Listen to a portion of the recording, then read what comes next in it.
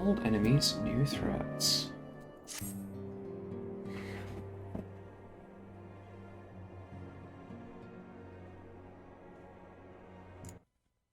Hang on a minute, hang on a minute, hang on a minute.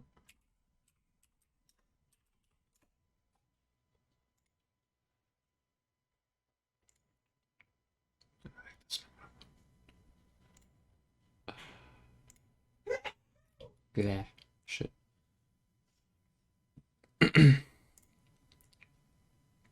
uh,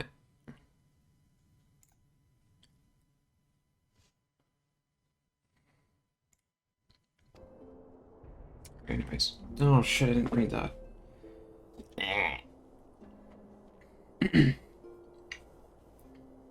Kyle said something, whatever. If you come to inquire after the Archons, fear not. Master Matoya's treatment has proven effective in stabilizing the corporeal ether. You mustn't grow complacent, however. Potent though these magics may be, they are not without limits. We can only hope they afford us enough time for the Crystal Exarch to complete his work. I think we could go with you to the first and help. Pardon the interruption, but I come bearing urgent news. Oh, Maxima. Oh, Samael, it has been far too long, my friend.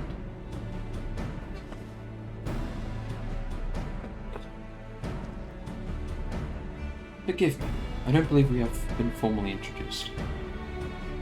Maxima, former Gallian ambassador. I remain here in Eorzea under auspices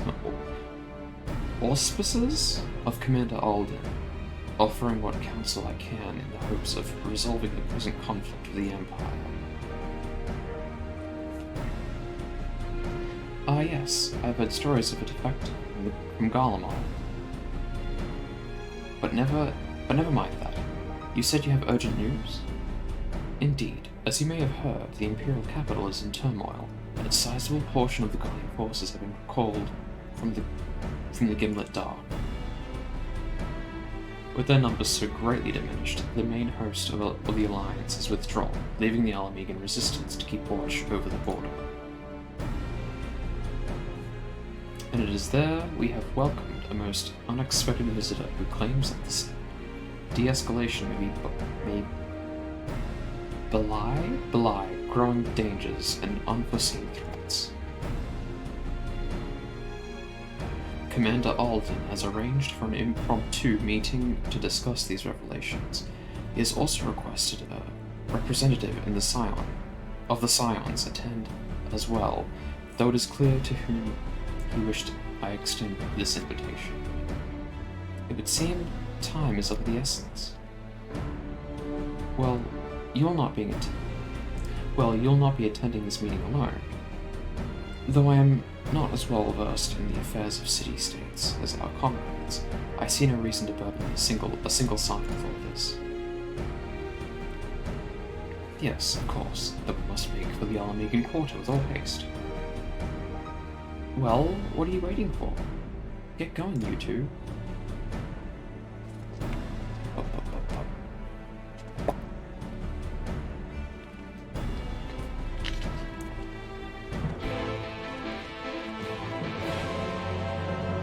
Ooh boy.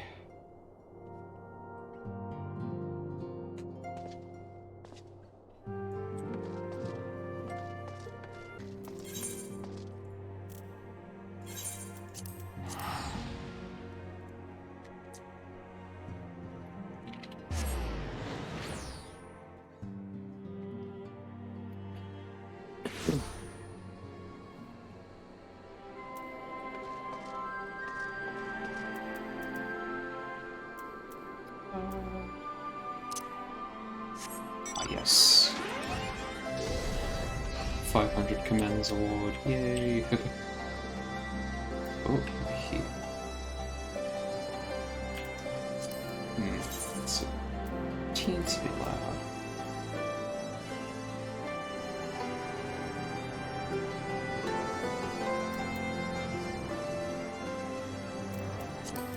Actually, I think that's good.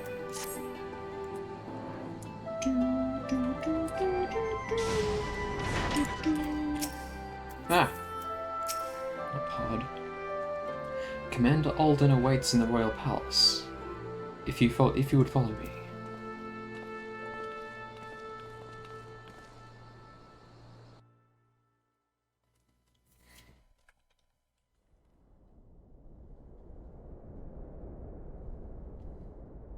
Oh! He's here too.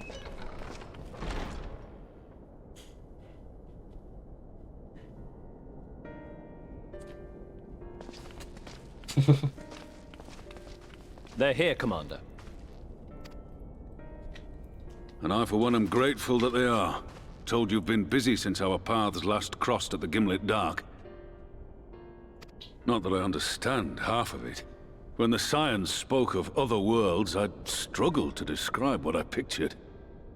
Mayhap things would seem clearer were I to hear the tale from your own lips. But I'm afraid the situation will not afford us that luxury. I trust you two require no introduction. No? We meet again, hero of Eorzea.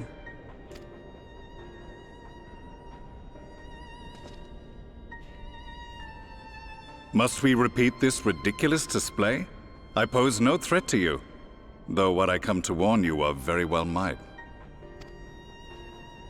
Had he meant to do us harm, I hazard he would have kept to the shadows, and brought more than 2 companions.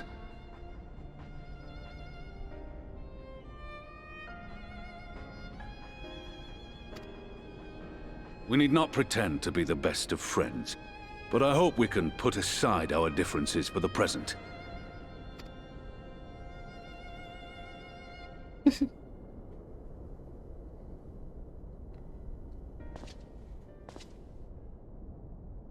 As you are doubtless aware, Sir Estinian and I cooperated to rid the world of Black Rose in your absence. Our journey together took us as far as the Imperial Palace, where we witnessed Emperor Varus meet his death at Xenos' hand.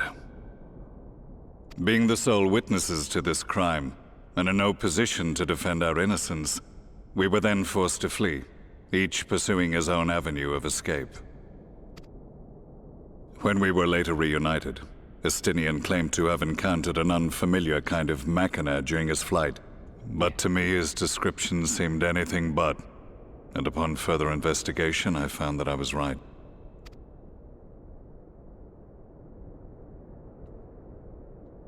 The Empire is developing a new Ultima weapon. Yeah. What, that Allagan monstrosity, created to vanquish primals, with which you yourself once thought to conquer Eorzea?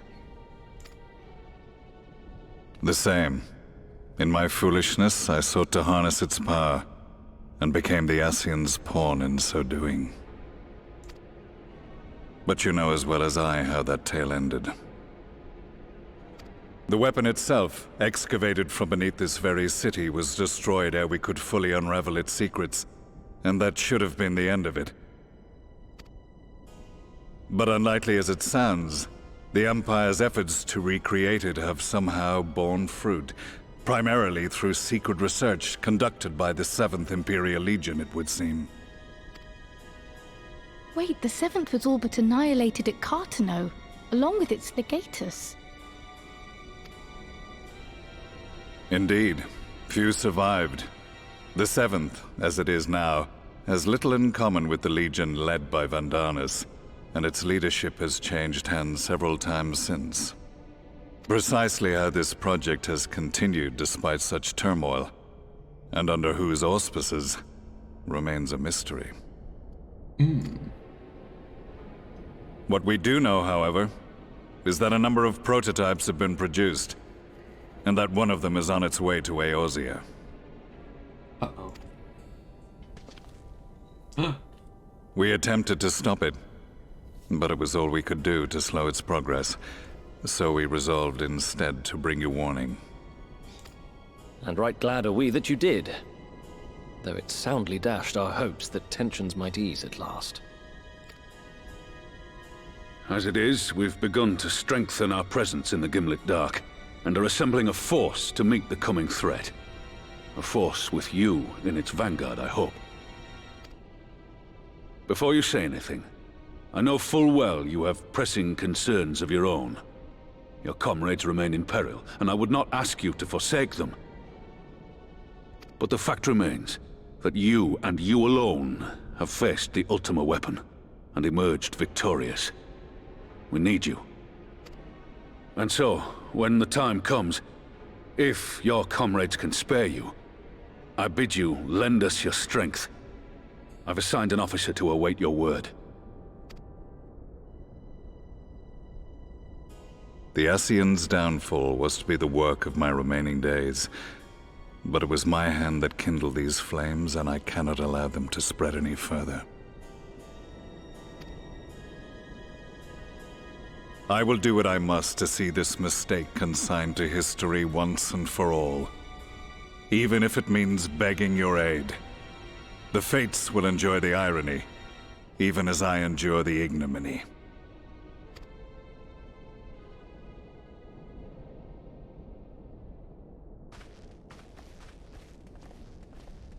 I too shall make for the border and offer my skills, meager though they seem in such company.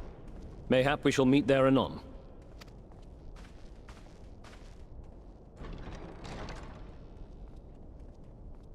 Though we can ill afford to ignore the coming of a new Ultima weapon, our friend's plight grows ever more precarious, and none save you can join them in the first.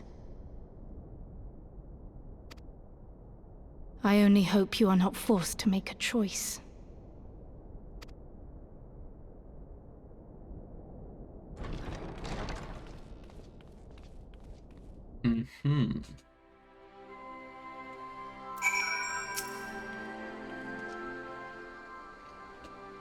As ever, the way forward is paved with difficult decisions.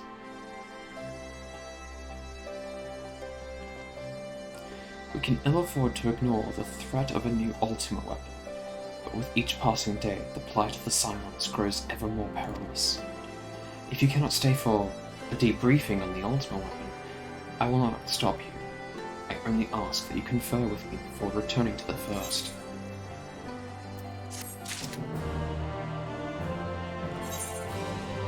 Oh? Wait, what? Hang on. Ruby Doomsday. The Resistance and Alliance forces prepare in earnest as a new threat looms on the horizon.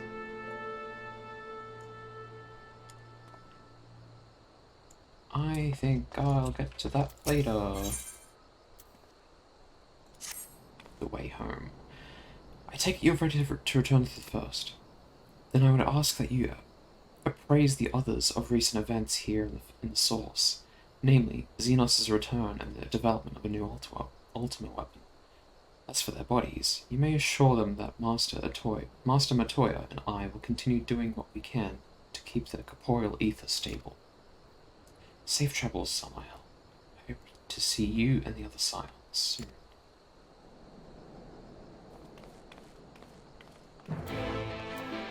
Oh. I miss you already, cried.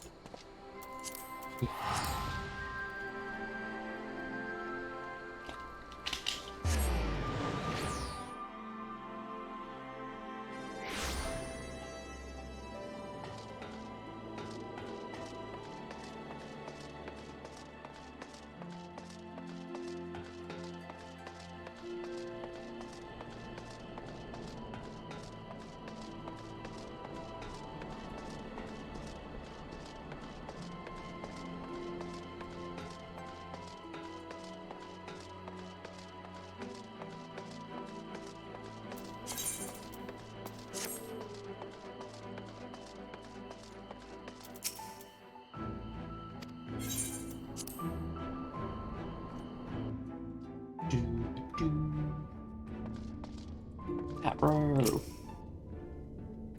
You've come at a most opportune time, my friend. I've made something of a breakthrough in my research on the soul and a means to return to the Scion's home. I trust you too have been making good use of your time. Ill tidings from the source, you say? Then I will summon the others, that we might all be appraised of the situation.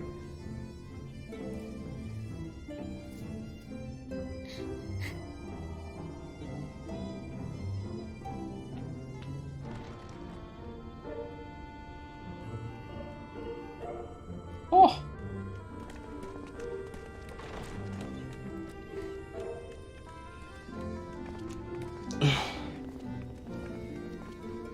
Now that we are all here, what news from the source?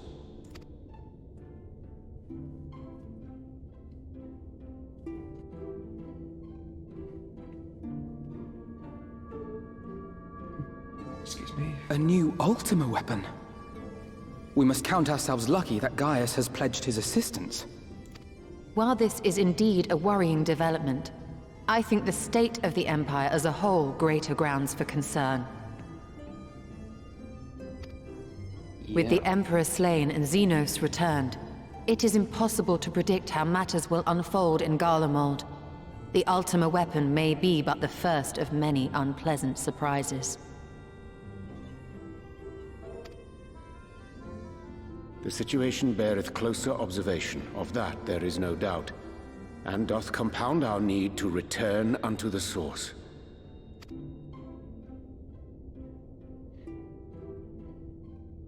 Then let us address that issue. Our long search for a means to see you safely home may well be nearing its conclusion. Thanks in large part to Urianger and Beclug's invaluable insight, we have succeeded in fashioning a vessel for the journey. Oh.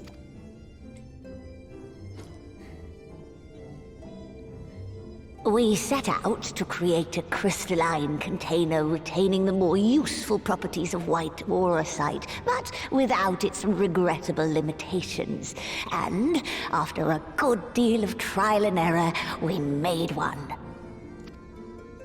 An ark for soul and mind both, that will allow your incorporeal self in its entirety to be ferried between worlds.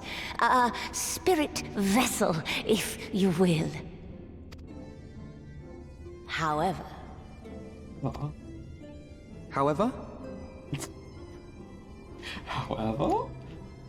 Though the vessel is possessed of the requisite qualities to hold mind and memory, it wanteth yet for a means to receive of them. For that, we must needs imbue it with the Exarch's innate gift. A gift that lives on only through the blood of the Allagan Emperors, which certainly does not flow within aurosite or any other crystal. Just so, milady. The blood serveth as a conduit of sorts.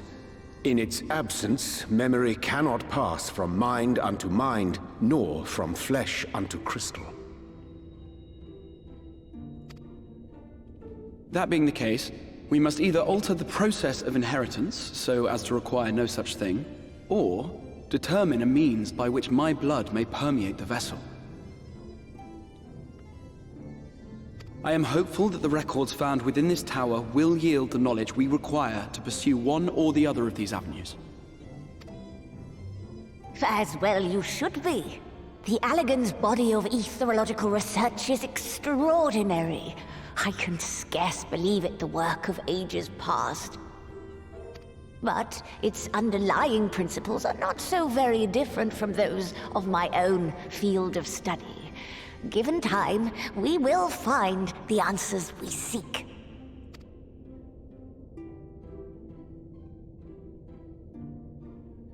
I know that you can ill afford to wait, and it pains me that I must ask you to do so. I can only reaffirm my promise to you that a solution will be found. Whatever it takes, I will see you safely home. I believe in you, cat bro. I love you. My apologies. Oh. I do hope you haven't come to tell us that mortal peril fast approaches. No. I had hoped to speak with the Warrior of Darkness. Speak with me. But there is no need to cut short your meeting on my account. I will be waiting outside.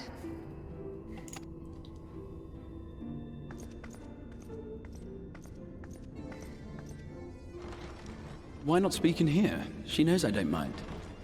Unless she didn't want to. Oh. Perhaps I might accompany you. Though I am woefully ill-qualified to assist in the XIV's research, I may yet be of some use to Lena.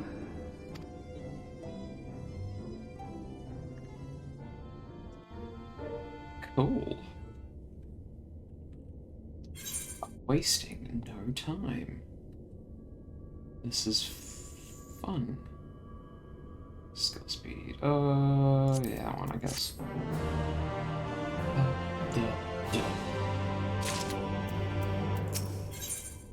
Seeking counsel. I must confess, while I enjoy my fair share of scholarly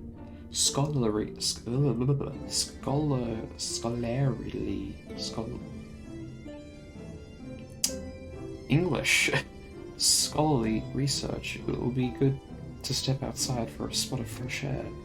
Now then, shall we go and speak with Lena? Lena?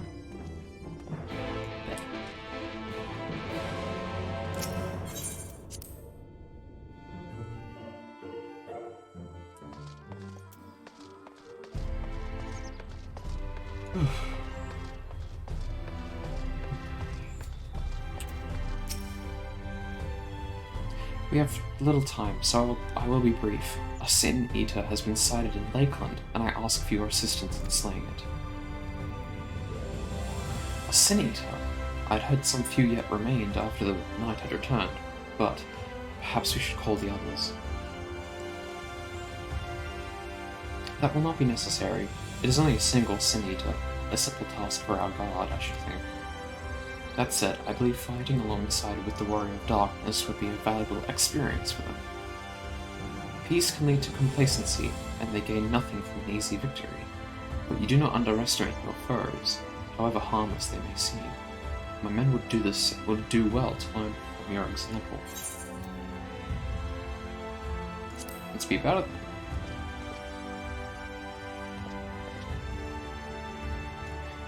Excellent. Then let us make the full job.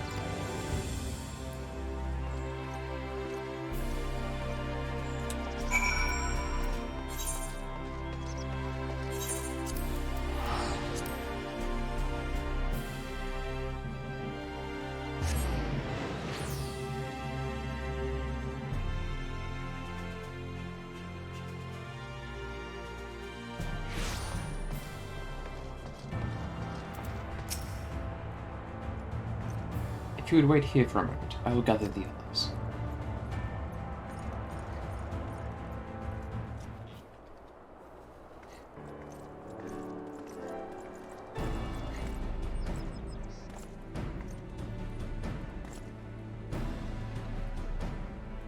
You may not remember, but you have met these soldiers once before, though only in passing.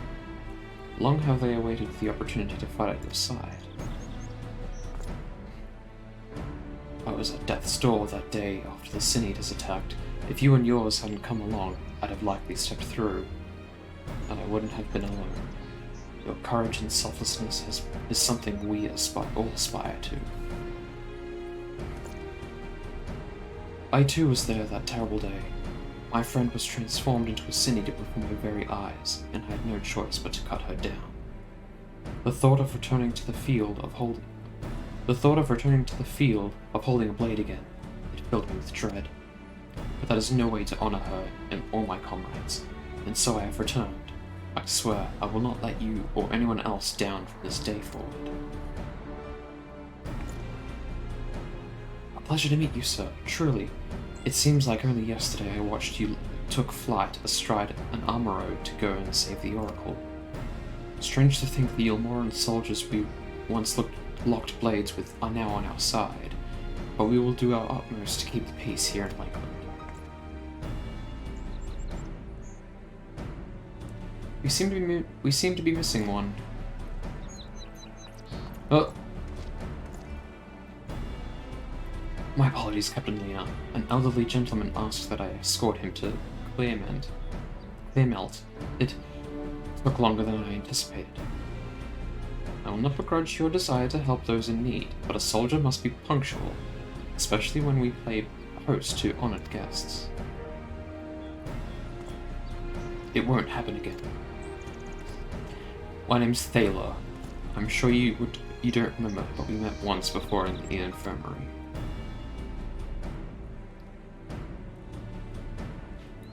I asked you to deliver the message to the Exarch and the Warrior of Darkness.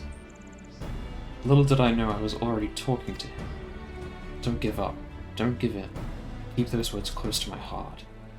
In the boundless beautiful skies above, serve as a reminder of those importance.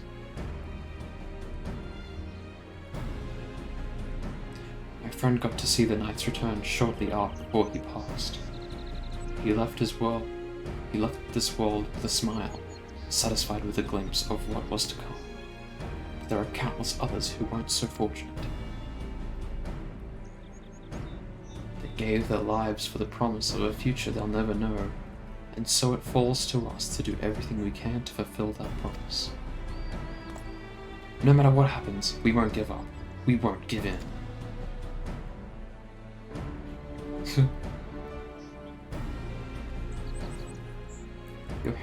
Your heroism has inspired all of our guardsmen in much the same manner. Our scouts at the northern staging point have not had the pleasure of meeting you in person. Let us not keep them waiting.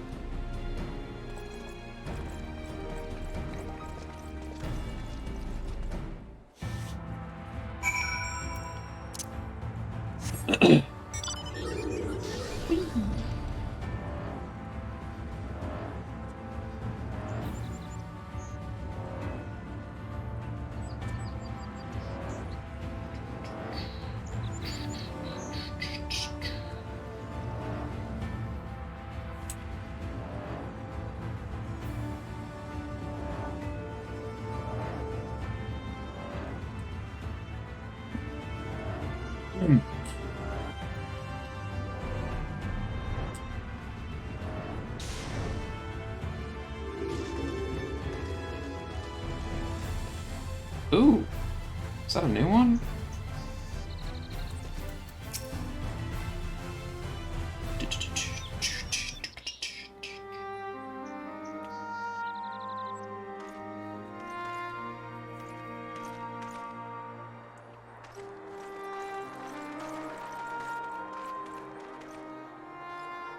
Did you slay this eater?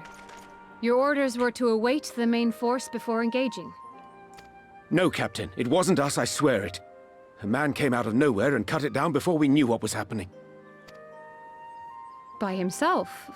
Certainly it is no light warden, but nevertheless. It's true. Felled it with a single swing of his axe he did. I've never seen anything like it. So I says to him, "Who are you, the warrior of bleeding darkness?" And he says, "No, I'm a warrior of light." And that was it. Buggered off as quick as he came. A warrior of light? Why would someone go around calling himself that, though? It was those bastards who caused the flood.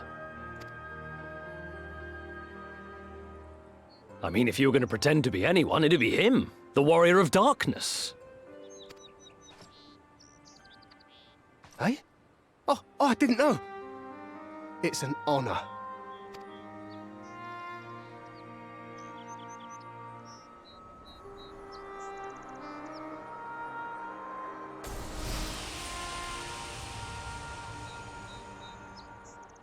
Since the Eater is no longer a threat, our work here is done. Return to your posts.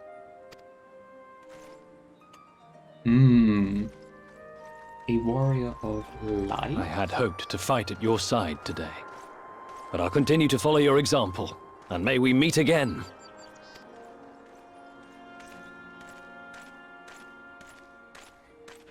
I apologize for the wasted journey. It seems I overestimated the threat. As for this warrior of light, I do not know who would be brazen enough to take that mantle for his own. Whatever it may once have meant, it is forever tainted by the association with the Flood. The Exarch told me the truth of Ardbert and his comrades' deeds, and I am aware they played some part in your own triumph. But to most, they are synonymous with the calamity that befell this world. Still, If this man is minded to destroy Sin Eaters, I may forgive him his unfortunate choice of alias. But that is neither here nor there. I thank you for accompanying me. With that concluded, shall we return to the Crystarium? There is a proposal I should like to make.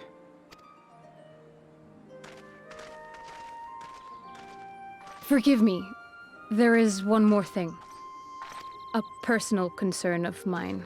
I had hoped you might have a moment to speak privately. Take your time.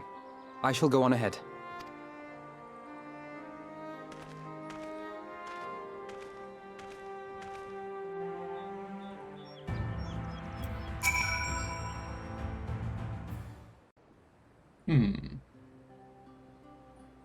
I will not mince words. This matter concerns the Exarch. Though his countenance belies his age, his demeanor never has. He has seen more than any man should and grown ever more weary with time. But I see I give the wrong impression. While it is true he attempted to open a letter with a salmon fillet the other evening, we are not here because I suspect his mind is deteriorating. Nor do I believe him to be so maddeningly unconcerned by the prospect of his own death as he once was.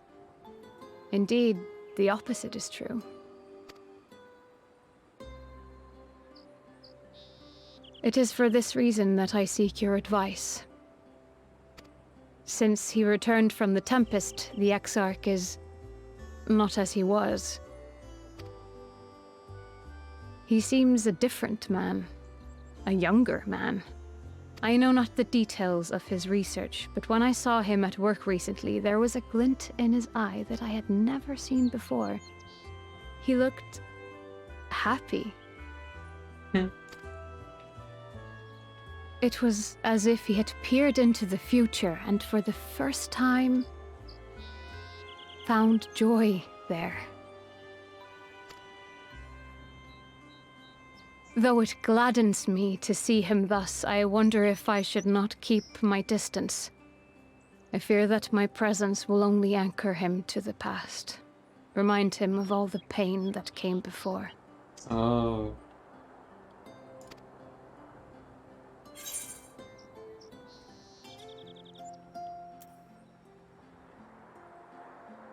He's lost without you, you know.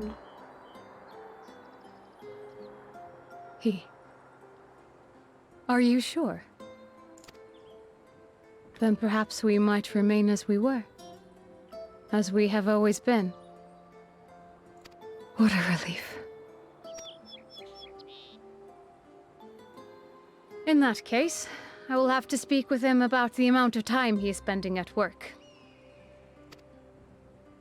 This research is important, I know, but if he refuses to consider his own health, I will have to consider it for him.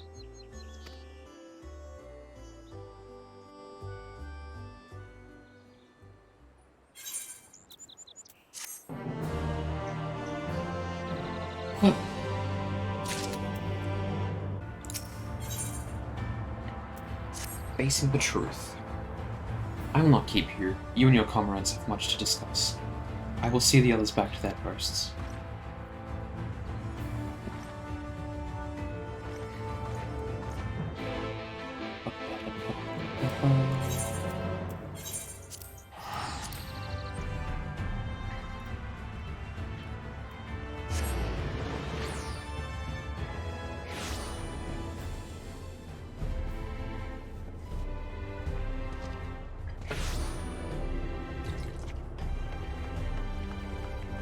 Juice.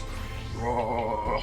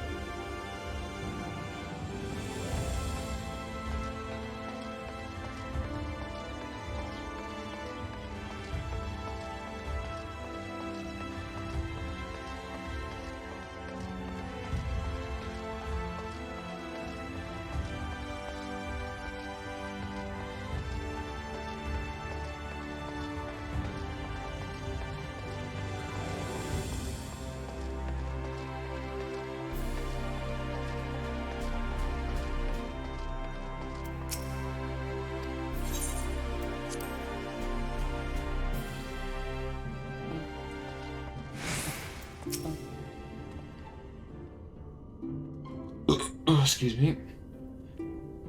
Oh damn. The others were quite shocked to hear of what we found at Lakeland. But now that you're here, there is a proposal I should like to make.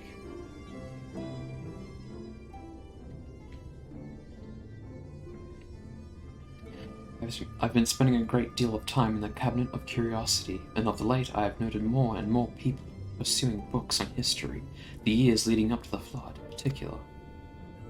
I suspect they wish to know more about the Warriors of Light, as well as they should, but nearly everything I've come across describes them as sin-eaters, or worse.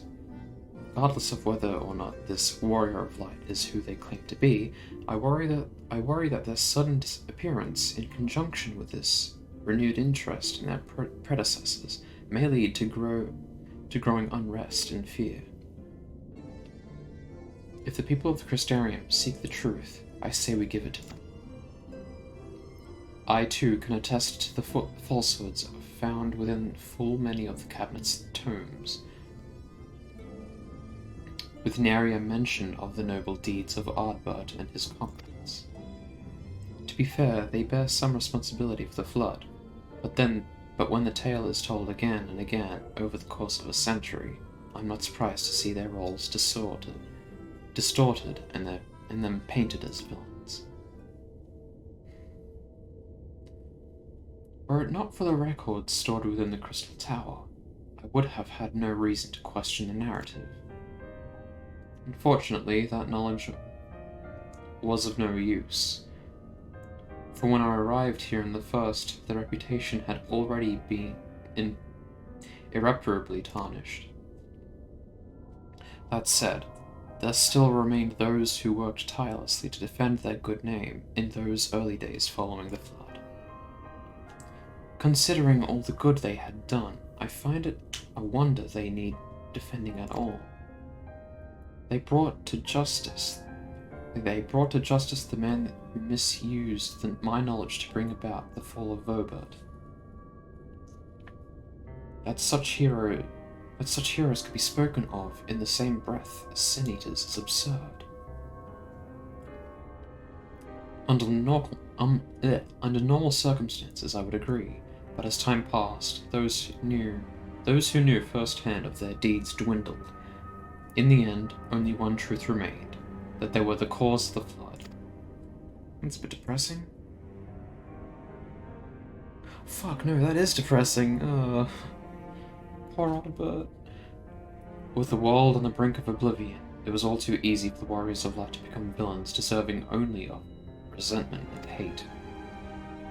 At that point, the truth mattered little. It would not change their lot. Thanks to all of you, however, their lot has changed, and now they may heed the long-forgotten truth. You claimed it was Ardbert who helped you overcome Emmett Selk, correct? Such a revelation would do well to sway the hearts of those who know him only as a villain. I have shared this with a select few, but one and all must be told of this sacrifice. To that end, I say we proceed with Alfino's plan. We call together the people of the Crystarium and recount to them the true tale of the Warriors of Light and the Flood that followed in their wake.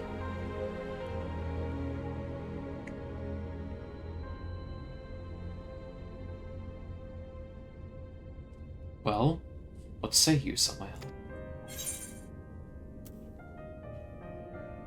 Spread the word.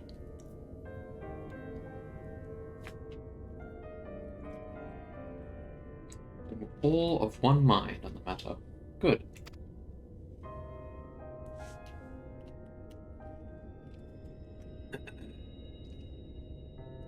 XIV. Might I ask you to continue working with Beck Lug on our means of returning home? The rest of us will see to gathering the people of the Crystarium in the XIV. We have to reach out to anyone and everyone who might be willing to lend an ear. With any luck, word will spread and more will accompany them.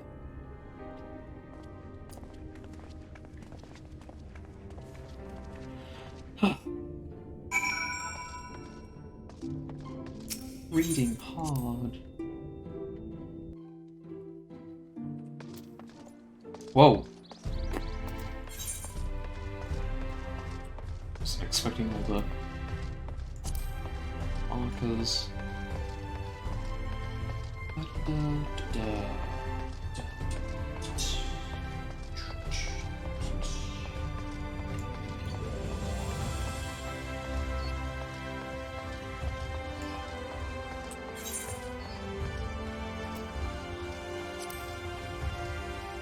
Start from the very bottom.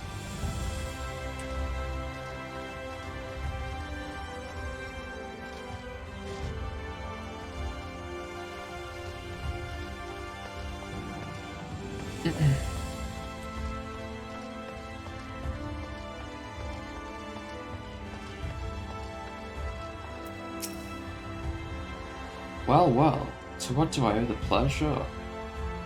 Whatever it is, I must ask you to be brief. With the night return, visitors have been flocking to the Crystarium, and I find myself too busy by half. I don't mind it though. Seeing the stars so full of life and excitement, one can almost forget the flood ever happened. The Warriors of Light? Yes, the Exarch has mentioned them before, but everyone knows them now as the cardinal virtues. Or are you suggesting there's more to it than that? Well, you've yet to steer us wrong, so I'm willing to hear what you have to say.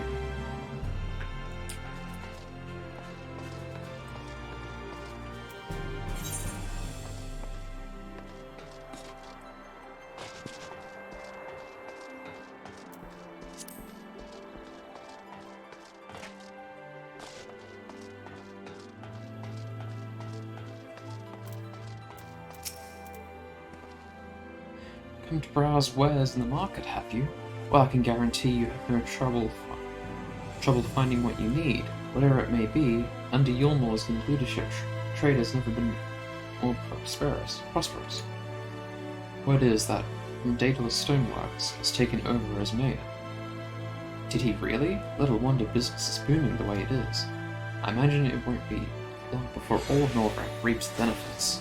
But you've not come to talk about the market. Something in your mind? I see. The Exarch did mention they had something to do with your returning the night to Norvrand. Alright. Consider my interest piqued.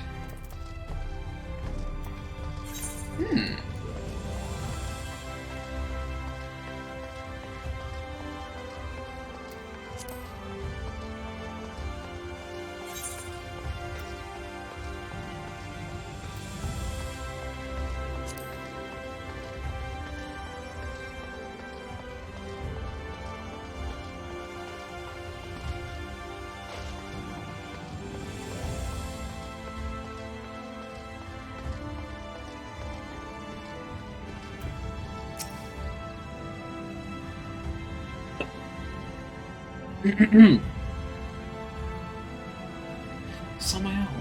My, what a wonderful surprise. Though I hope your being here doesn't mean someone's been hurt. Thanks to you, I've had fewer patients coming through my door of late, which is a shame, come to think of it. I've had fewer opportunities to test my new medicines.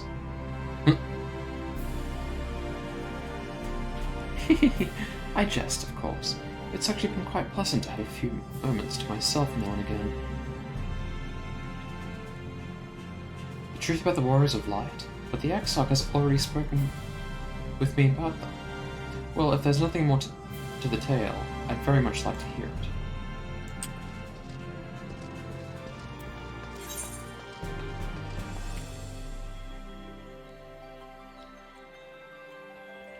Let's see.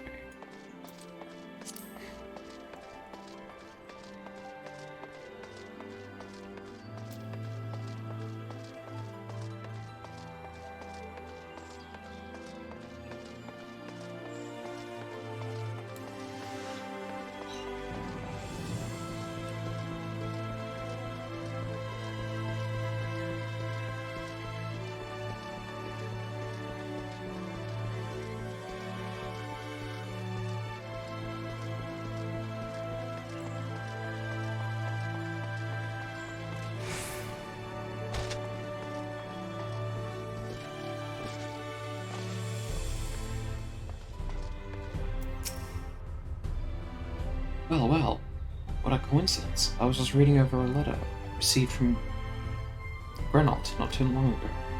He says a visitor from the Crystarium found him at the bottom of the ocean, and that he inspired him to reach new artistic heights. While I can only think of one person capable of both feats, though I'd say the latter is far more impressive. To think fate could bring the two of you together in such a place. I'm sorry? You mean the Exarch didn't tell us the whole story of the Warriors of Light? Well, what of it? He's left unsaid, I'm all ears.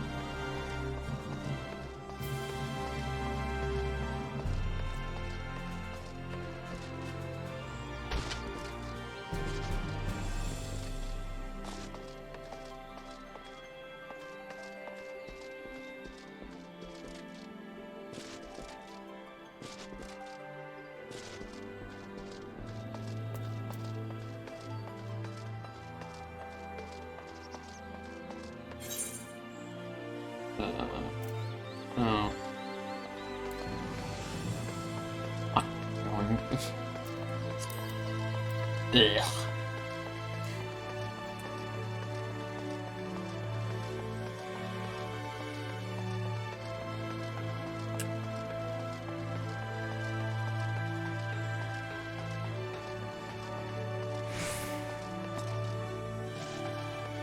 Ooh.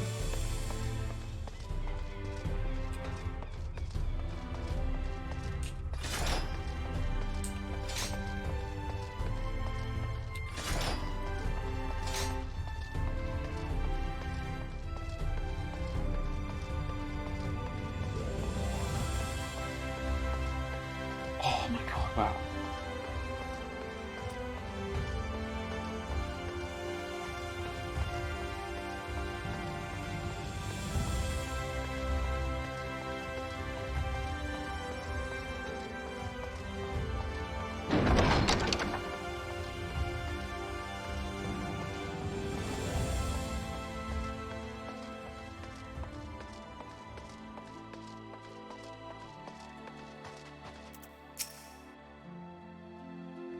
No, this can't be.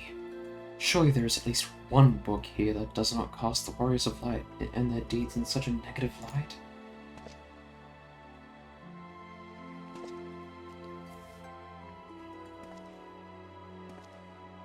Oh, Samael, forgive me. The Cabinet of Curiosity has been bustling with visitors of late, but I fear our repository lacks for the knowledge they seek.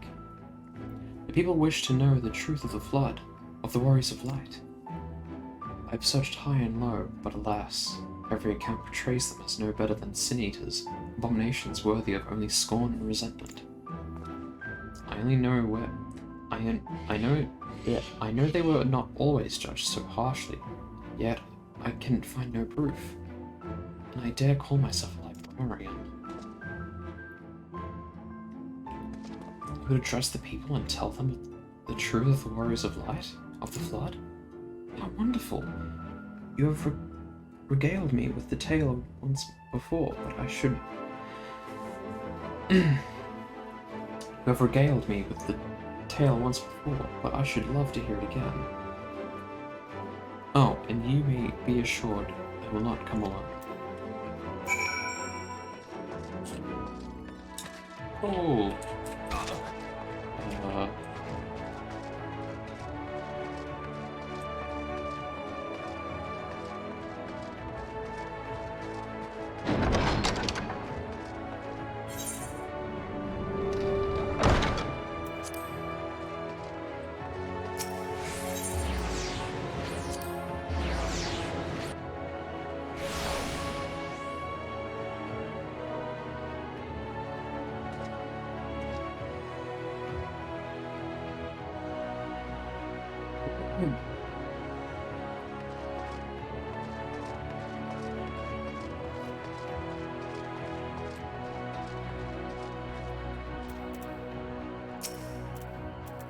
There you are. Between the four of us, I dare say we've sucked the crystarium from top to bottom. Now we need but wait for the people to gather.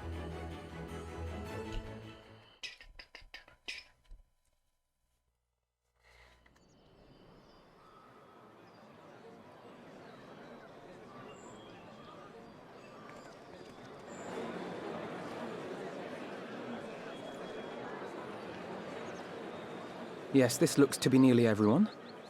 Let us begin, shall we? Though I am usually the first to hold forth at such events, I think on this occasion that honor should fall to you. They would be more inclined to take the word of the Warrior of Darkness. Indeed. In light of the subject matter, who better than thee to speak these truths?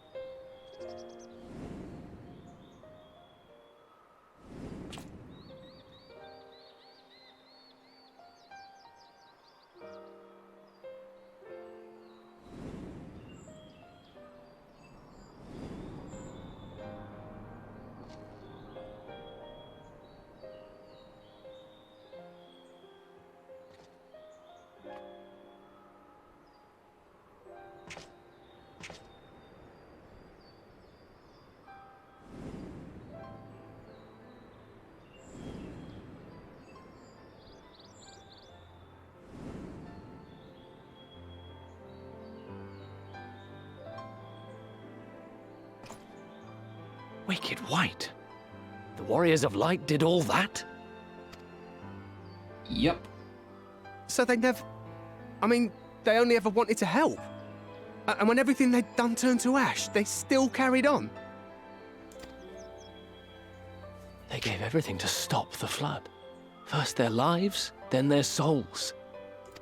And they managed it too, in the end. They saved us. And we cursed their names.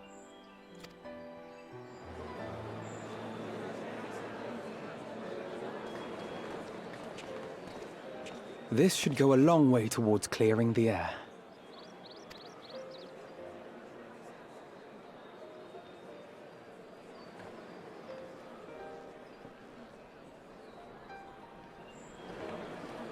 No. Uh-oh.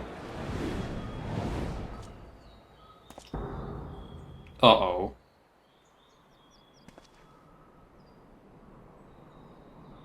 Impossible.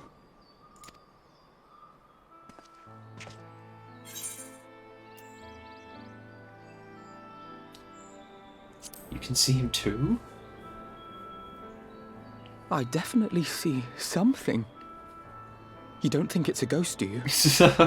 Nay, yonder standeth no bloodless apparition, but a warrior of light and darkness both. Ardbert. What in the world?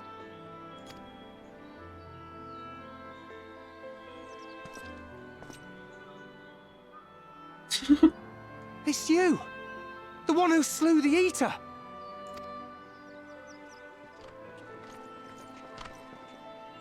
That it should be the Warrior of Darkness who brought the truth to light. You've saved me a fair bit of time, though I have a few words of my own to say, if I may. I don't like where this is going. I have a weird feeling inside me that this is gonna go wrong. I don't like that look on his face. People of the Crystarium! I am Ardbert, one of those you know as a warrior of light. That's impossible.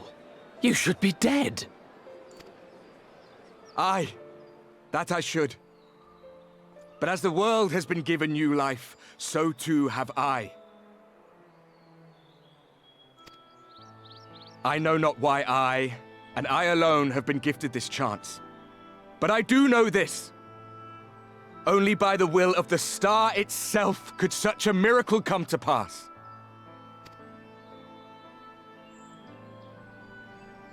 The hero who stands before you now, the warrior of darkness, is not of this world. And the day will come when he must return to his home.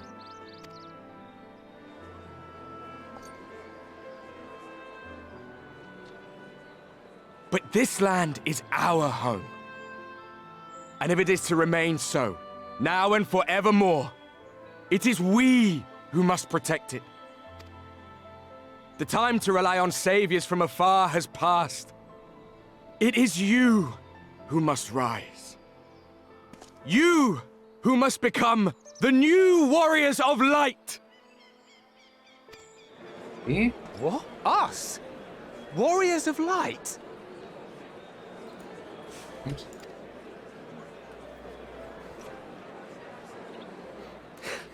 None of us were born heroes, my friend. I was only ever a man with a thirst for adventure. But wherever my journeys took me, I was invariably confronted with the same choice. To lend what aid I could to those in need, or not.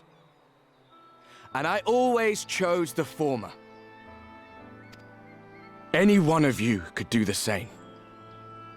All you need is the will to help your fellow man, and the resolve to see it through.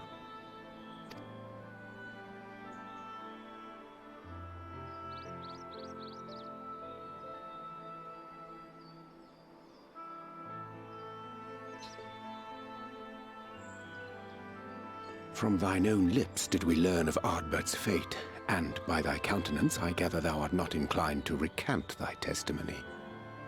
Yet whosoever this man may be, his words hold truth and resonate with the citizenry besides. For us to voice our doubts here and now would serve but to sow disquiet. 'Twere better we retired unto the ocular and there discuss this matter in private. Go. I will stay here and watch.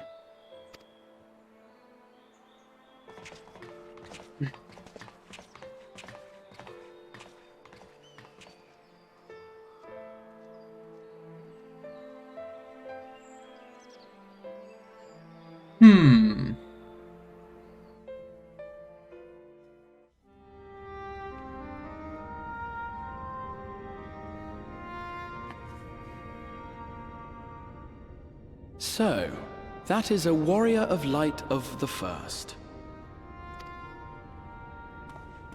I've not had the pleasure of making his acquaintance, but as you all seem to be in agreement, I gather this is no simple case of mistaken identity.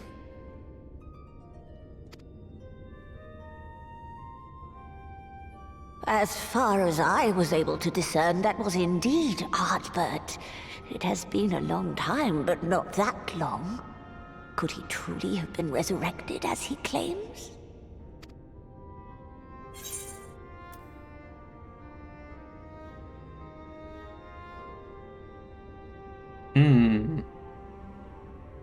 No, absolutely not.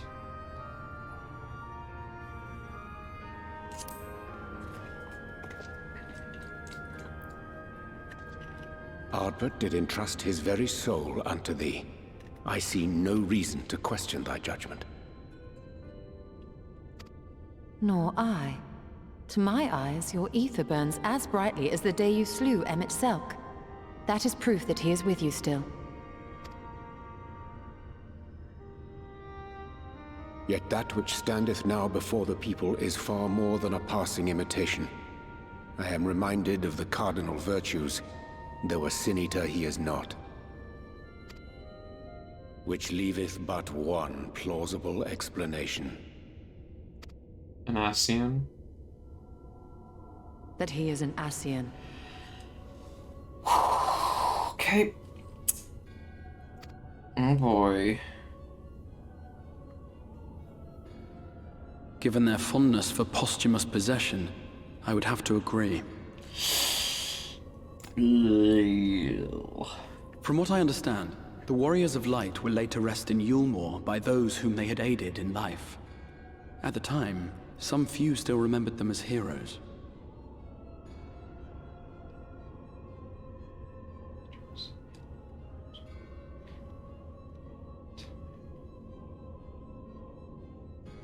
Needless to say, 4 of them were subsequently exhumed to serve as the virtues.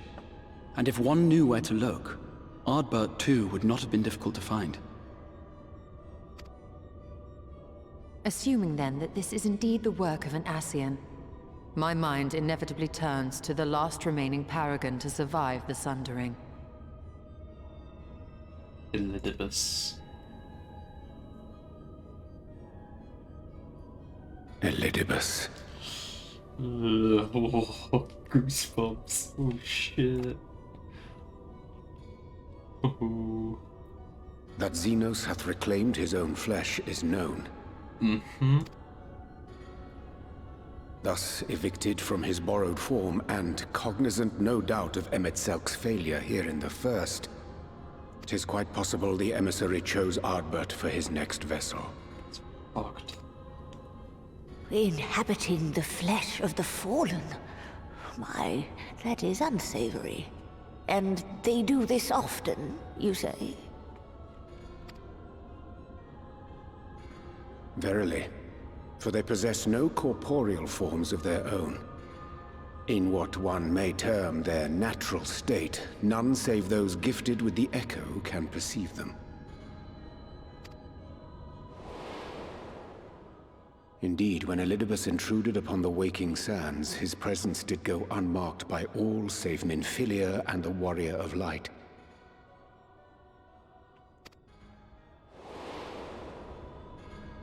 On that occasion, I myself remained ignorant of his coming until after his departure. It was only at a later juncture, when he deigned to appear before me in borrowed flesh, that I was finally able to take the measure of him.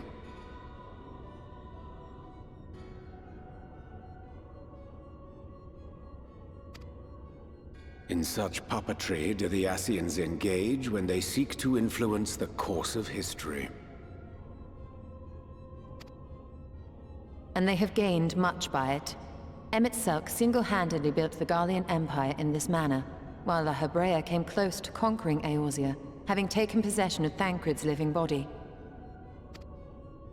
Yet it must needs be noted that the Ascians cannot avail themselves of all mortal vessels. For were they able to do so, none would serve as a better pawn than our own redoubtable champion.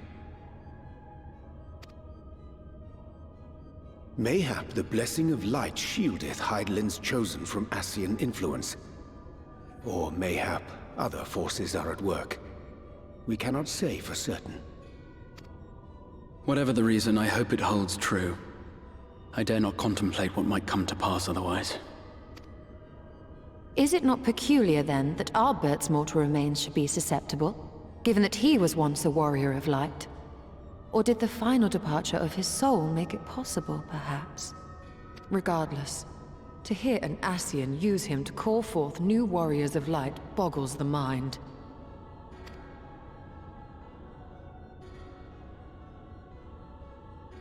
Elidibus hath ever been an enigma, his ostensible purpose being to preserve the balance between light and dark. When he made overtures towards me, however, I was afforded a glimpse behind the mask of the self-appointed emissary.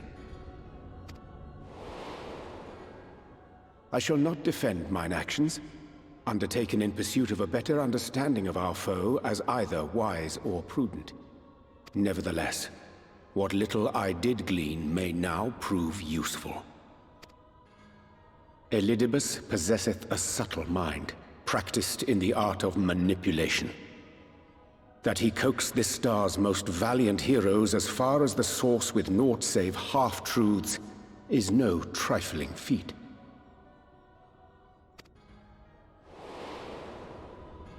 And now I believe he doth employ his skills once more to some as yet unknown end. Though naught is certain, should my suspicions prove true, we shall have need of all our wits if we are to uncover and thereafter thwart his plot. Agreed. 'Tis plain that simply speaking out against him will not avail us. At best, it would only serve to confuse the people. And I would hesitate to do anything which might tarnish Ardbert's reputation once more, nor yours by association.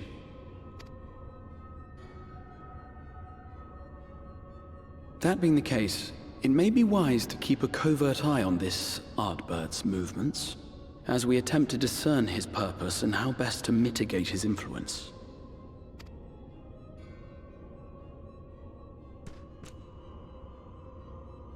His performance appears to have concluded. What now? Go back out and follow him?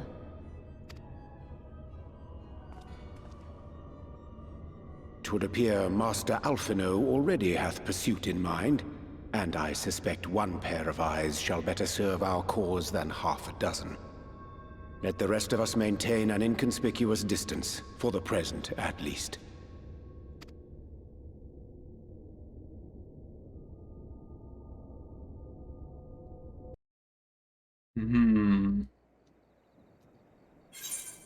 Eesh.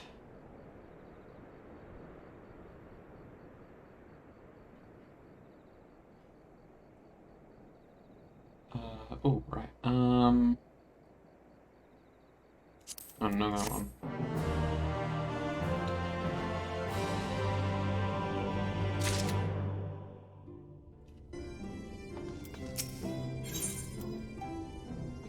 Sleep disturbed.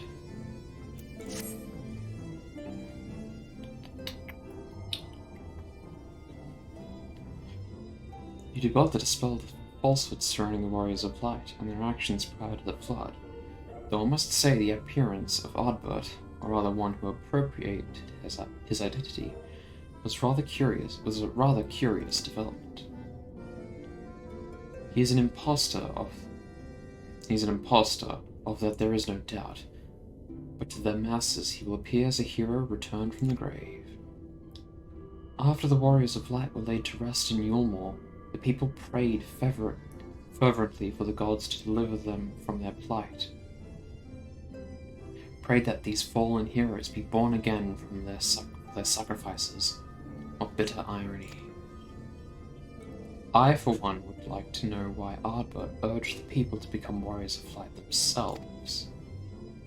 Ere we take action, we must needs ascertain his intent. Let us pray that Master Alphino returneth soon with that most essential knowledge. For now, I think it best to apprise Thancred and Reen of our efforts. When we do confront Ardbert, we shall no doubt have need of their strength. Agreed. I think it prudent we all take measures to prepare for what's to come. Becklug and I will continue our research into how we might improve the spirit vessel, that it might one day carry you home.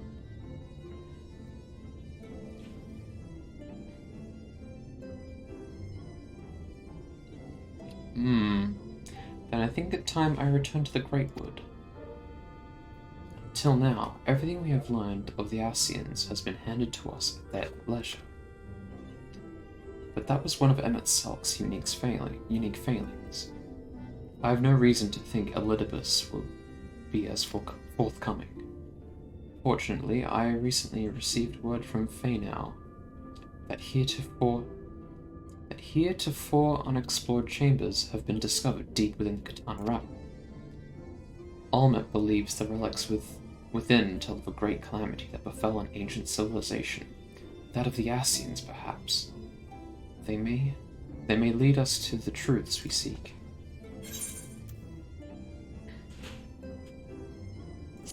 Would you care for company?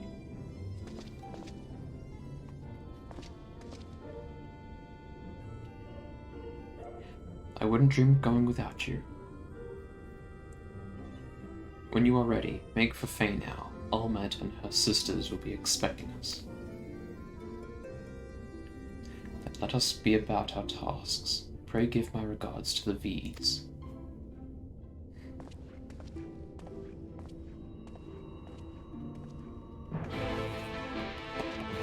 Oh.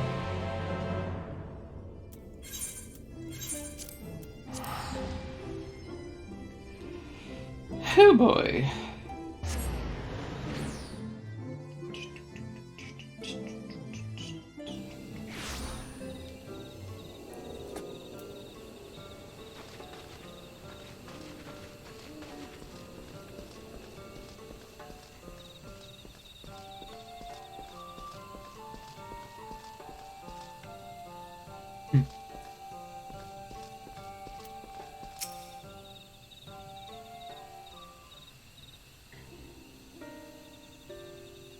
Welcome, allies of Ronkar. We have accomplished much since last you came. With the Light Warden dead and its minions disappeared, we have at last reclaimed our hunting grounds near Raktika Falls. It was there that we discovered more ruins, although we ran afoul of no traps while exploring its halls. We determined that the innermost chambers were were warded by magic. We all were in agreement. For any investigation to proceed, you should be summoned. We are grateful that you did. From what you have told me, I strongly suspect that the wisdom my comrades and I seek can be found within. This wisdom could prove invaluable, for we may soon face a world whose greatest asset is our ignorance. I see, and then it is good that you have come. Ronka was once home to the greatest of weapons, knowledge and understanding. And it is our duty to ensure you and yours do not want for either. That said, we must proceed with caution. To have reached the inner chambers unmolested suggests a more formidable deterrent yet lies within. Come now, surely any threats sleeping within the ruins pale in comparison to those we have faced thus far. It is not a game, sister. You should not be so eager to run headlong into danger. Her face. Oh. And who was it pining for the return of our allies that we might venture into the ruins, clutching a staff at night, wishing it were... You promised not to tell. Then I suggest we be going. Get back here.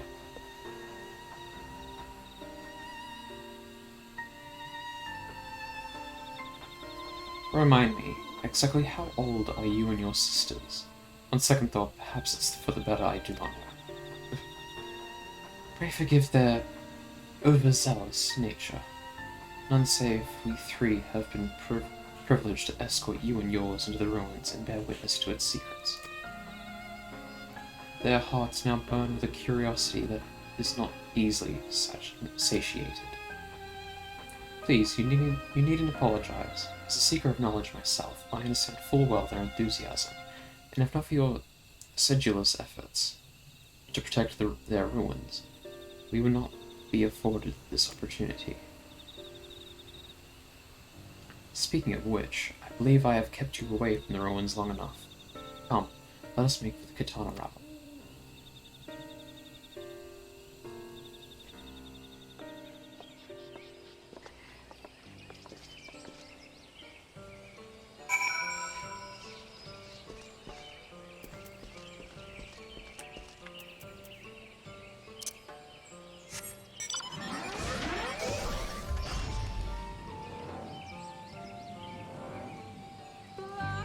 Lahi?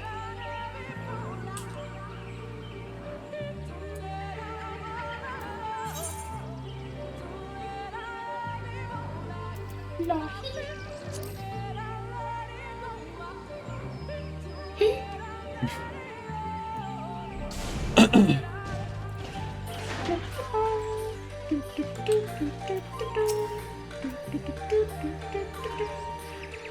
It is most strange for these halls to be left unguarded. Have care when breaking the seal on the chamber door. Danger surely awaits us on the other side. Uh-oh.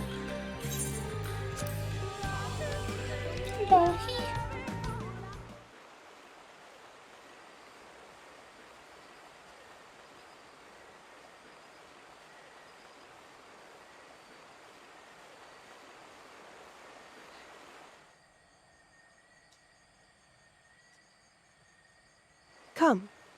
Our new discoveries are to be found this way.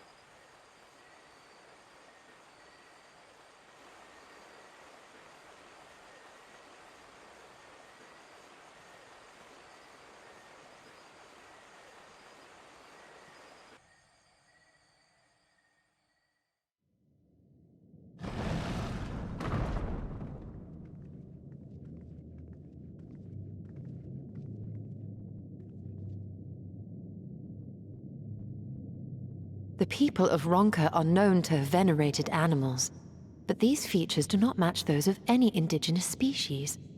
This is no common beast.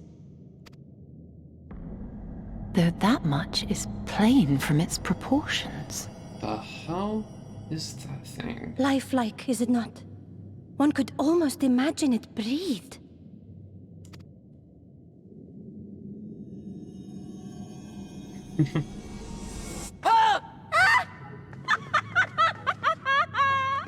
Why you... Ugh.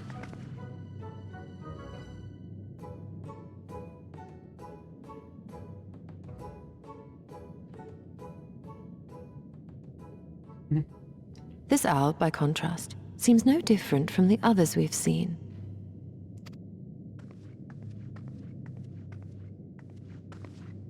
The sealed door lies ahead.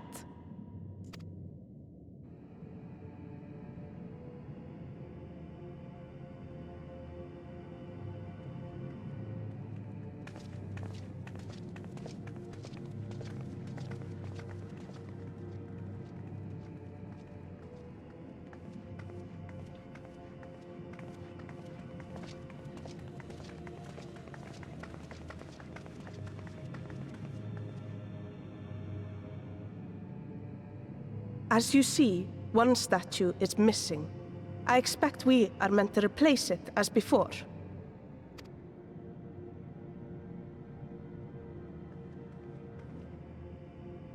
Ooh.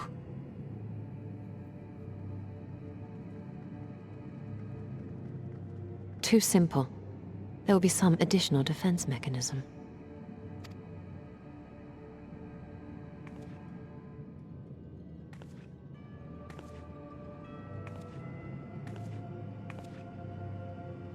Just a moment. There are words carved into the stone. He who would disturb a hero's deserved slumber shall instead waken the beast and know his folly. Uh-oh. Wait! Don't! You...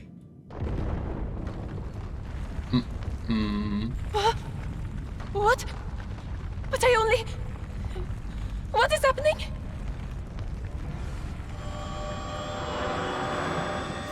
Wasn't it obvious? God, that thing's ugly. Oh no, oh no, oh no, oh no, it lives! Why am I not surprised? Prepare yourselves. Ugh.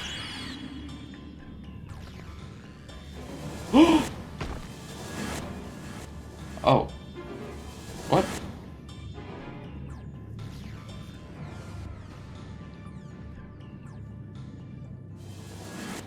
Okay.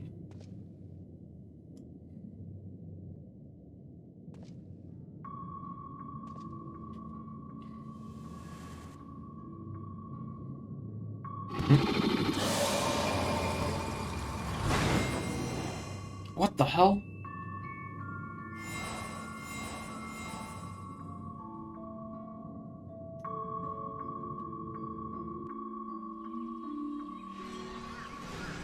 Okay. Huh. You trespass, mortal, upon sacred ground. In retribution, 4 souls have I bound. Yet to heroes proven learned and wise, a comrade's soul shall be their prize. If you would see theirs set free, answer me these riddles 3. Okay. Deft of poor with kin do I vie those hang on, wait. Whoa. Deft of poor with kin do I vie, though sought apart, betterment of whole do our efforts descry. What am I? Deft of poor with kin do I vie, though sought apart, betterment of the whole do our efforts descry. Deft of poor? What's deft mean?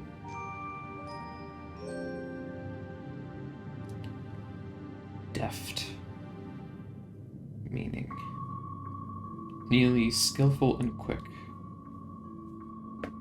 I assume the cat? Koa?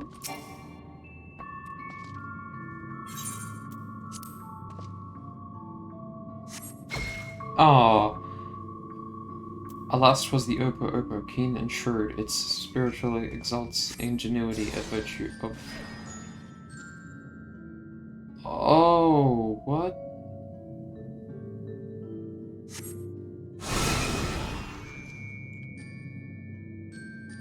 Peace and Fang I travel with Pack, together we find harmony, and thus for peace do our lands does not lack. What am I? With fearsome Fang I travel with Pack. Together we find harmony, and thus for peace our lands does not lack. Wolf? Must be the wolf. Obviously. Okay.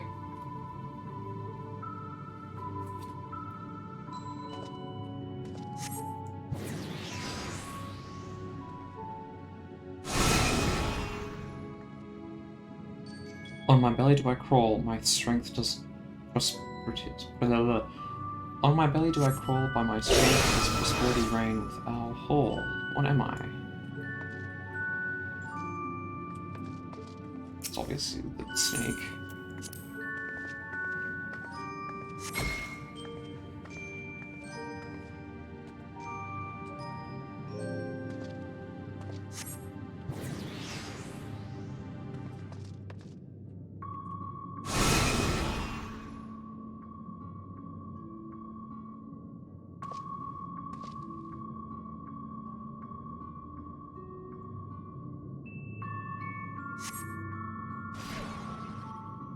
Mind and memory, choose wisely, and you all may yet go free.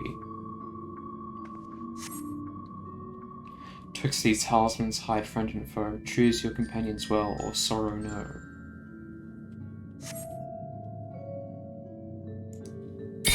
Ah.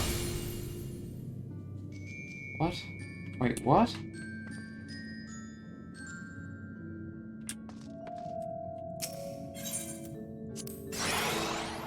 Okay.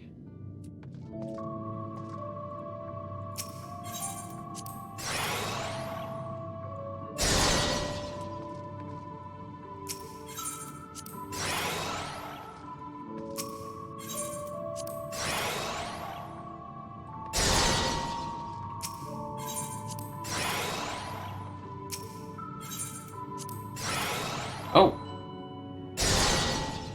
Okay.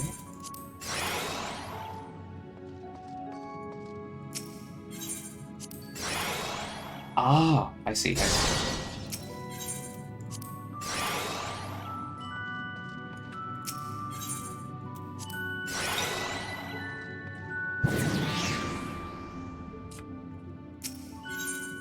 Ishtola, and I'm gonna go with this one. Yes! The comrades are assembled, together at last. Yet there still remains one trial you must pass. If you would glean the knowledge enshrined in this earth, I would first take the measure of your worth. One worthy of she Who the Ronkins exalted must be strong in mind, body, and soul. Oh, okay.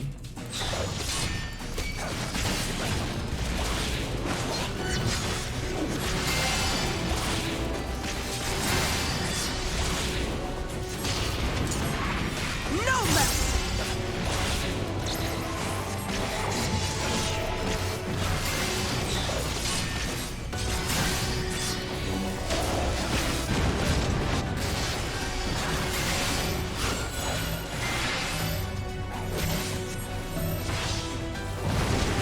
I will not hold back! Oops.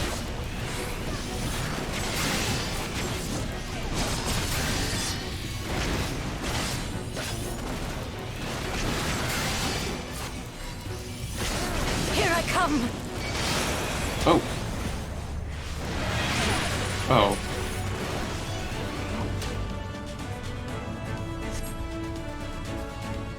Cool.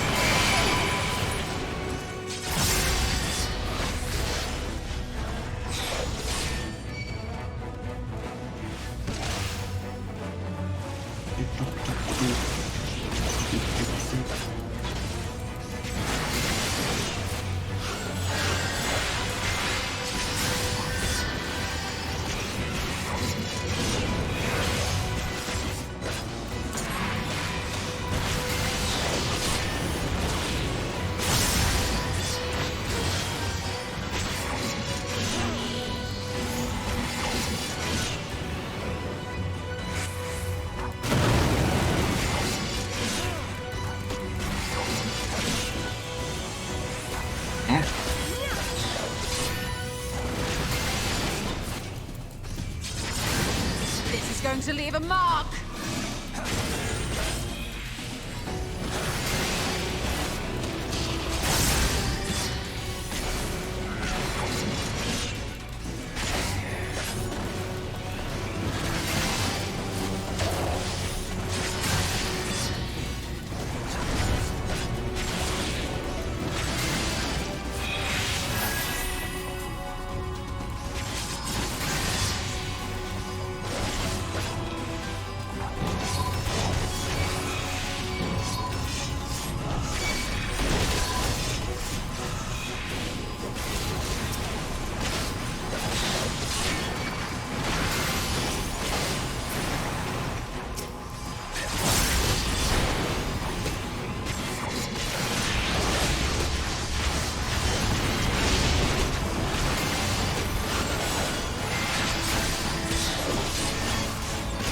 Away with you!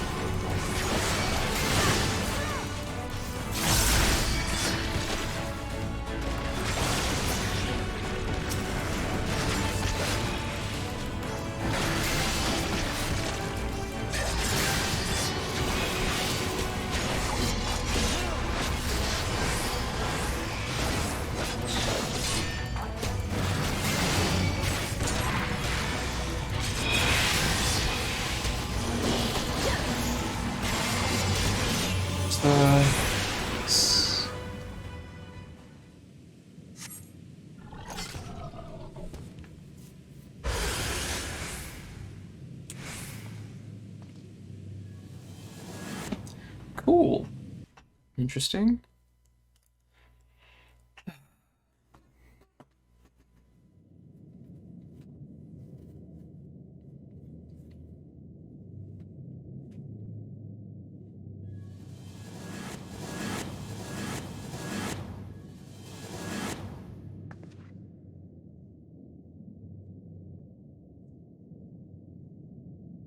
Twould seem the magics have returned us.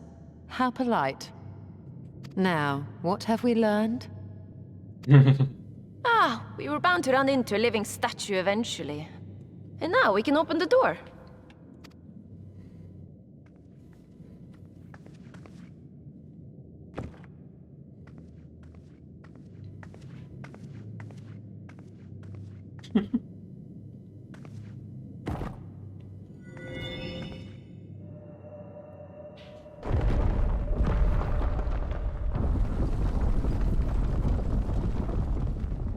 He who would disturb a hero's deserved slumber.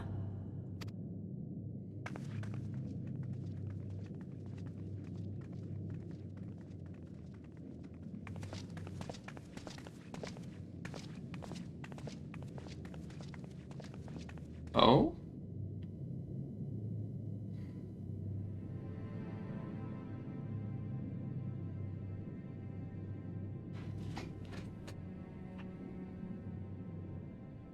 A tomb, just as I thought.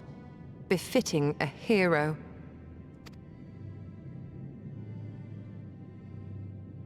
She is Vis.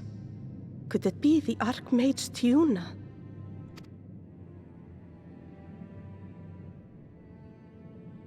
A legendary hero of Ronka, as you surmised.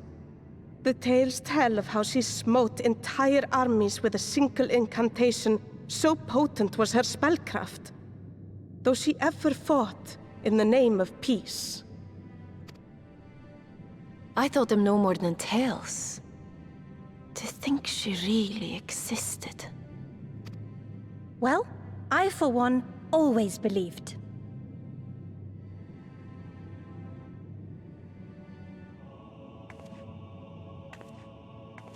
I wonder. By the light of fallen stars, great power awakens. Tiuna was not only a master of spellcraft. It is said she could see truths long lost and hear the voices of men's hearts.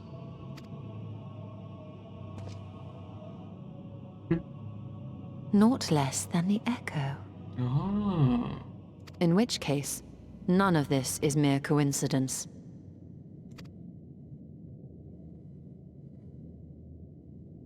A shower of stars setting the sky aflame. And in both this world and the Source, we find individuals within whom a mysterious power awakened at the sight. We can never unpick the why of it. Now, however, I believe we might. Does the scene depicted here not resemble the one we saw when we first ventured into the Katana Ravel? Moreover, does it not recall that which Emmett Selk invited us to witness in Amarot?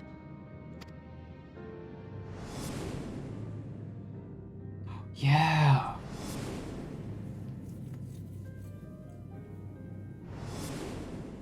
Final days.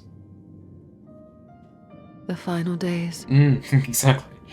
If, as the XIV's research suggests, soul and mind share a fragile yet profound bond, might it not be possible for an event to leave such a deep imprint upon the soul that it could be perceived eons later, given a suitable trigger?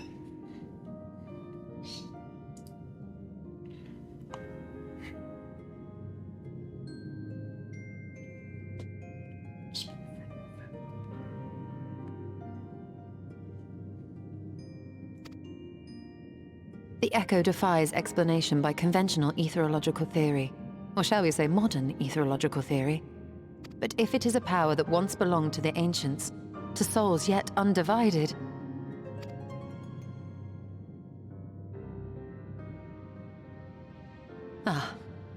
It would seem I have entered the realm of pure speculation, and I call myself a scholar.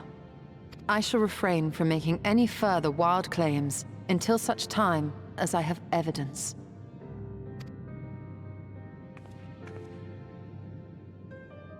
Still, I cannot choose but be reminded of our experience in Amarot.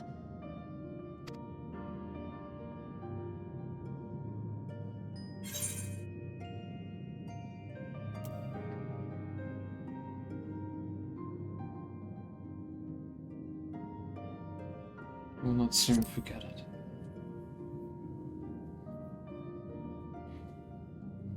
Remember us.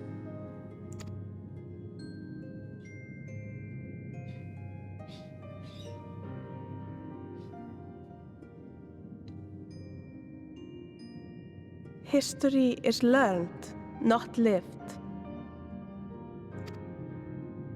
We have always protected the tales of Ronka, just as we have protected this place. but we are mindful of what our mothers taught us.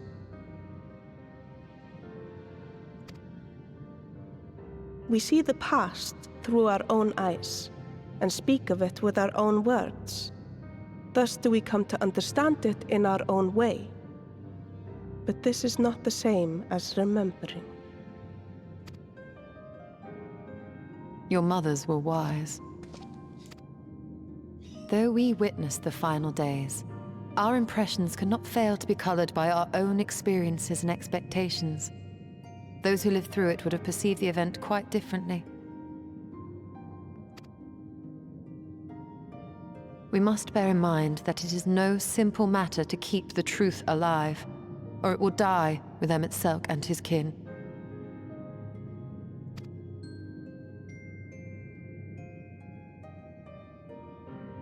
But we have disturbed Tuna long enough. Fanau will serve similarly well as a venue for our contemplations.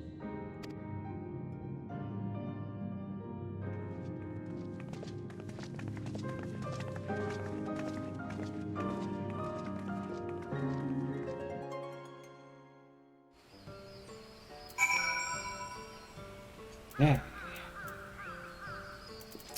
No, not you.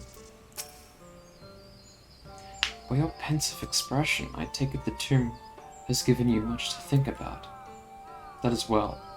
That is well. In time, the knowledge you have gleaned will lead to understanding, and thus arm you for what is to come.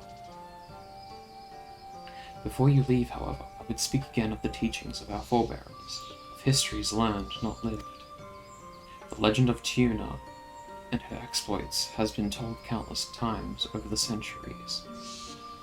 Yet, as it is handed from one generation to the next, the story changes. With each telling of the tale, there are new flourishes, details changed or lost.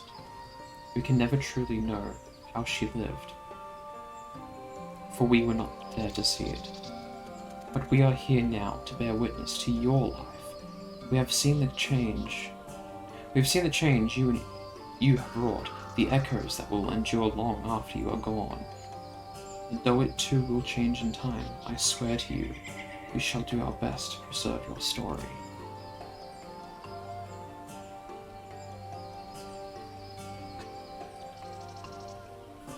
I hope you'll forgive me if I don't make an oath of my own, but I think it goes without saying, we could never misspeak of your heroism. Perish the thought. So long as we are here, there are none among the V's who will not know of you. There are none among the V's who will not know of all you have done for Norred. We are not deserving of such reverence, but we are grateful all the same. We can be certain we will have our own tales to tell of the great guardians of Raktika and the ruins of Ronka.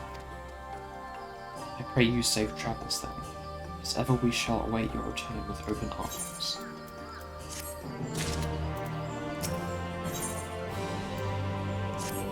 An old friend. Although we learned naught of the Ascians, the insight we gained into the Echo made our trip worthwhile. Before we return to the Crystarium, however, there is a small matter I would attend to in Slitherbow. Might I trouble you to come with me? Thank you. After we arrive, we should have a brief word with Runar.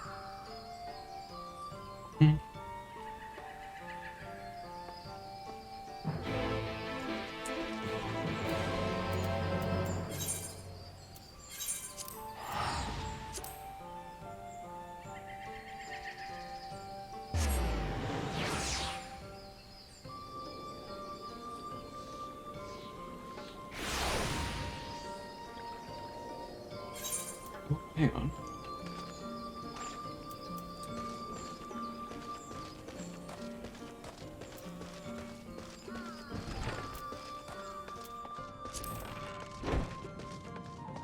What's this? Oh.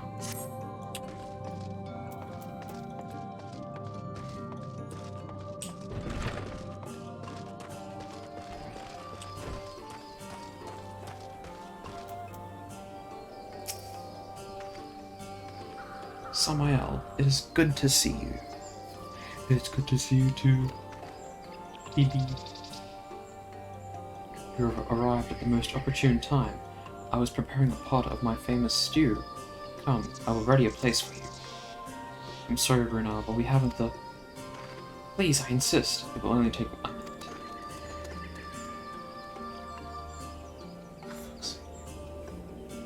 My apologies, Samael. It seems our return to the Crystarium will be delayed. But perhaps only for a bit, if you insist me with my work. I say work, but it is rather more a chore. I must clean my chambers here in the Slitherbow from top to bottom. If you would be so kind as to go and fetch a broom from Asgeir? We might finish before Renard's done cooking.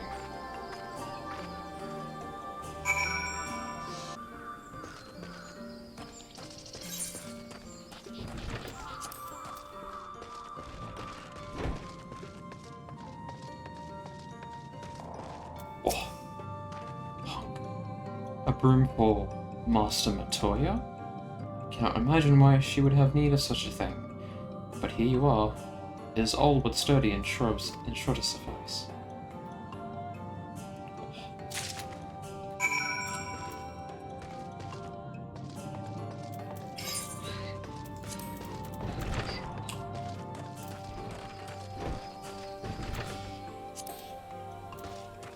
Oh. Let's not do that again.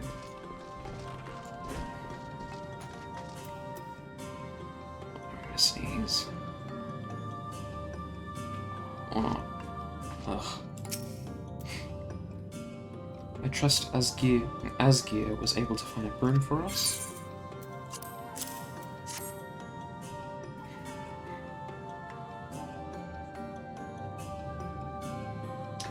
Well worn. Good. This will prove difficult otherwise. Though I must say, I think I did rather well for not having a broom thus far.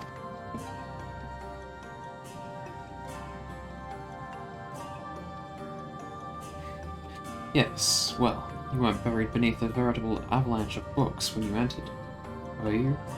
Right. Anyway, it is time I finished cleaning with the help of that broom.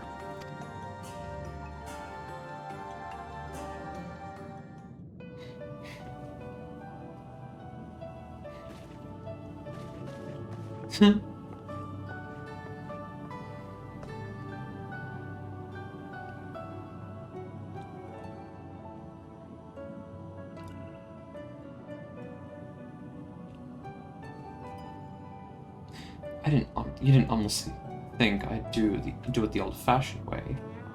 That broom is more than capable of sweeping by itself. Or rather, it will be.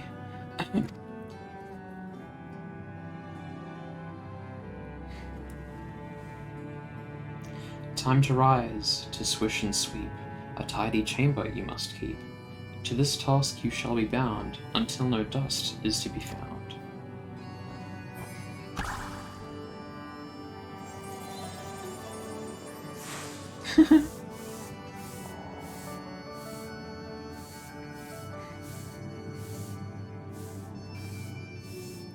This is one particular respect. I have no objections to following in Master Matoya's footsteps.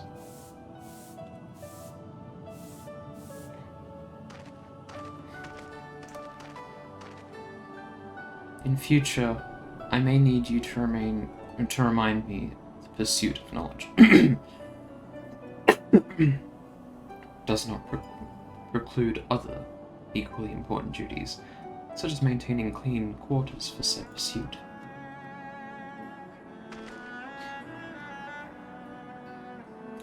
I will dearly miss this place, these people.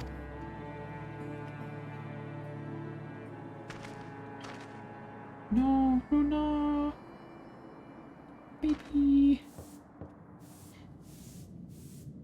Master Matoya, pardon the interruption, but the stew is ready.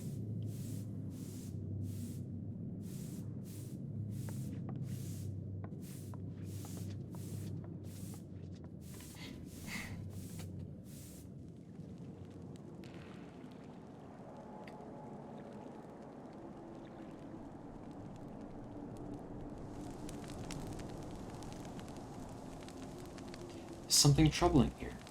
You've been rather quiet. No, everything is fine, I assure you. It has been a long day, is all. I see. Y'shtola, thank goodness you're still here.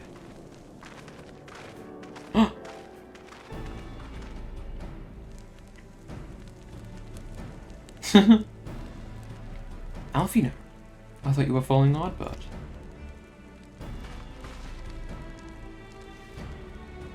I was, though I'm sad to say I lost track of him shortly after entering these woods. He seems determined to traverse every ilm of Norvrand in his quest to spread the truth of the Warriors of Light and Blood. And it seems news of your address at the Crystarium precedes him at every destination, making his task all the more simple. It remains to be seen to what end he encourages the people to become Warriors of Light themselves. But there is no denying that his words have struck a chord with many. Well, we're all agreed that this is just another Ascian ploy, yes? They've commandeered corpses before, and to no good end. I see no reason to think this time is any different, especially when it's that of a fallen warrior of light.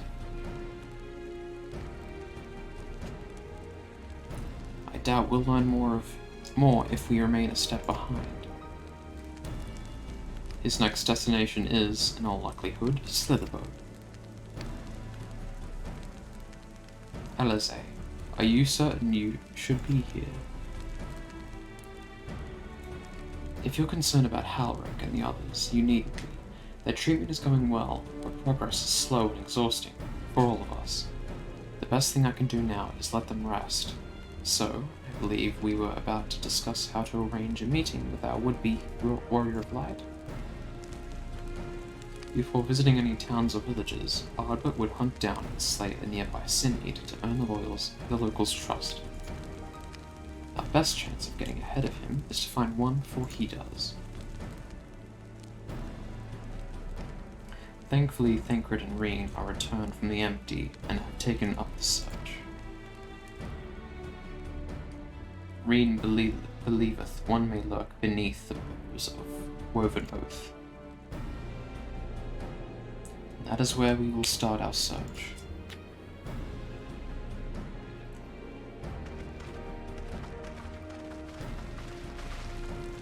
Master Matoya.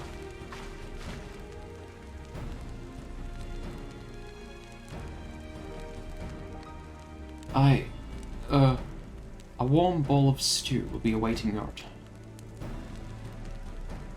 I look forward to it.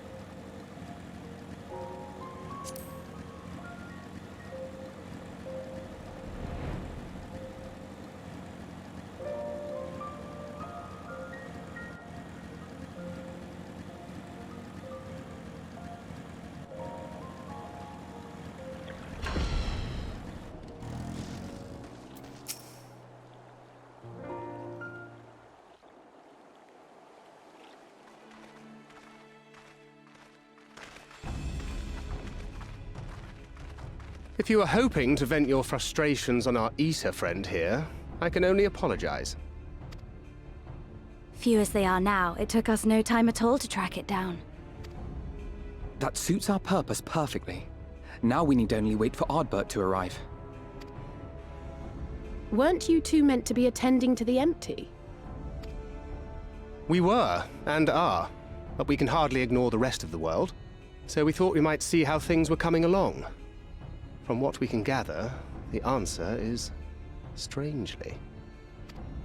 Right now, we think we can do more good here.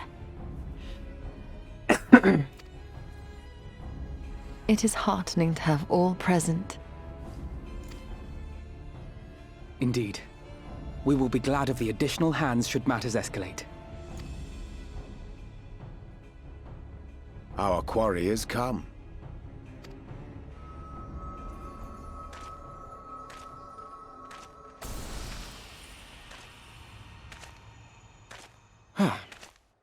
It seems I've lost this particular race.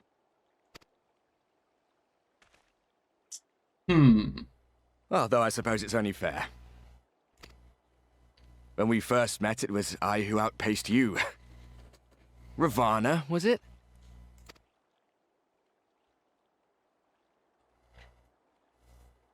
Don't play games with me, Elidibus. But where are my manners? I wouldn't be here were it not for you, and I have yet to say a word of thanks.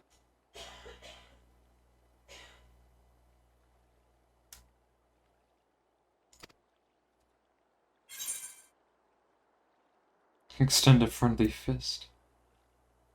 Ask whether he wishes Seto were here.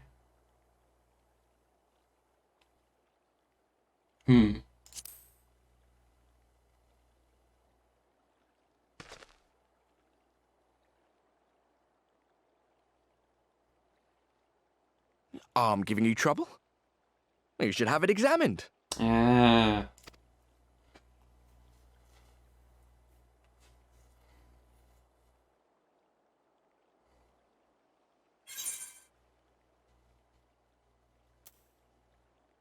But you were supposed to be good at this.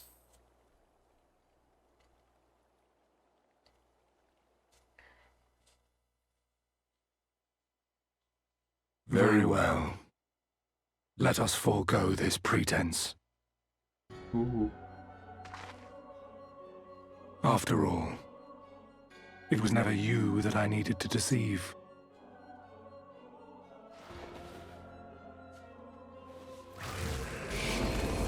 There he is. Yes, it is I, Elizabeth. Through your time in Emet-Selk's imitation of our home, I dare say you have gained a better understanding of my role since last we met. Not that it matters.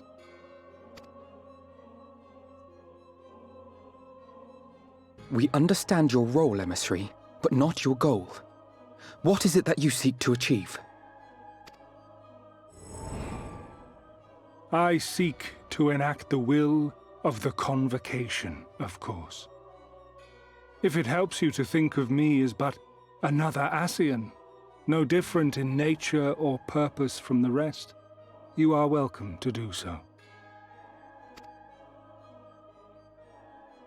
Once, I would have said your goal was destruction alone. Now I understand that you fight for something you love, just as we do. Yet though we seem doomed to clash, I bid you consider Emet-Selk's final words. Remember that we once lived, he said. Had he not seen some glimmer of hope in our kind, I do not believe he would have spoken thus.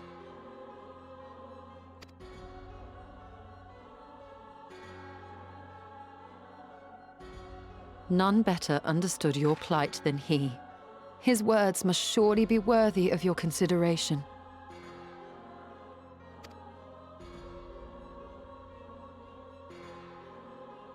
Emet-Selk. How very unlike you to err so gravely. That one should stray at the end of so onerous a path is understandable, but I had thought you above such weakness. Mayhap you thought the same. Would that I had been present to offer correction. But I shall do so now, as is my duty, and return all to its proper course. As for you, look at yourselves. Look at your history. Look back 100 short years to how your greatest warriors were undone. And now, at but a word from me, you raise your hands in answer like the puppets you are. Naught has changed. You fail, and you fail, and you learn nothing. Allow that which is most important to slip through your fumbling fingers like so many grains of sand, again and again and again, and you would remember us. You do forget yourselves.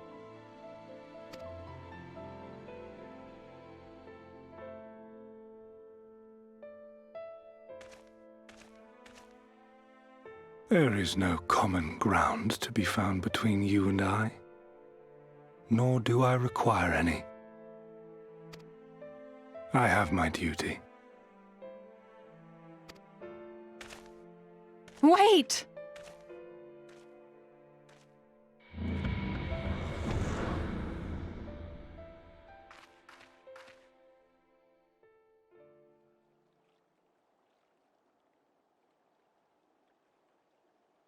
Well, we have confirmed the identity of our foe at least. And 'tis safe to say his objective is the rejoining. But we still have no idea how playing the part of a warrior of light will further his cause, nor why he would spur others to do the same.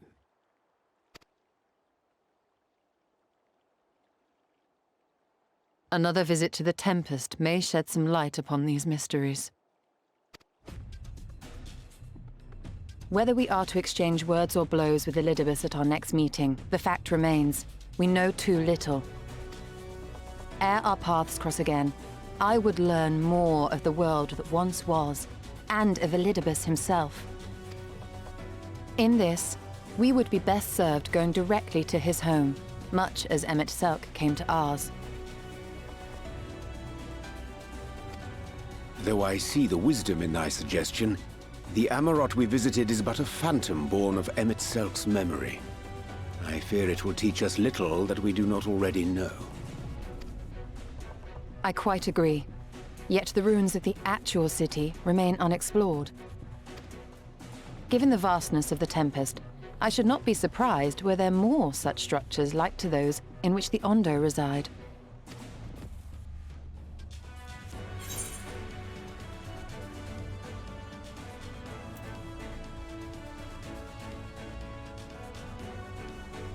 There's ought to be learned, I want to know. A man after my own heart. Assuming we are all in agreement, then I suggest we first pay a visit to the Ondo. If anyone can tell us where more ruins are to be found, it is them.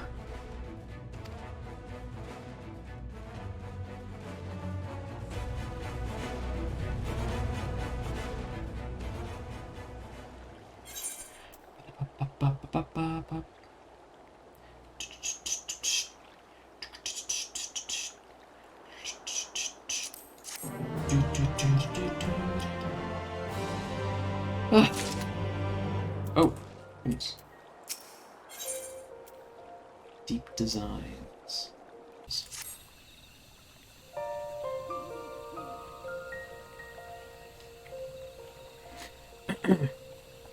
Alfino is the right of it. Let us pay a visit to the Ondo. We should speak with... spit. We should speak with Tolsh? Tolshus Arth? Ugh. As chieftain, he is doubtless privy to a great many secrets.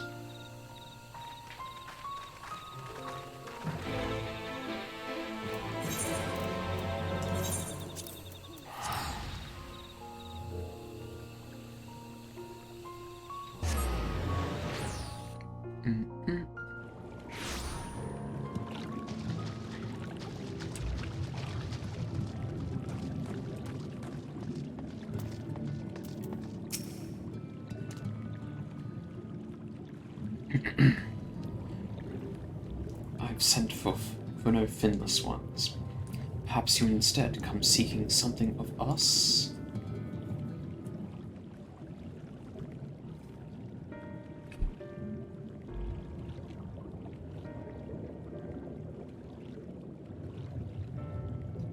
Ruins which your kind have yet to explore. I see.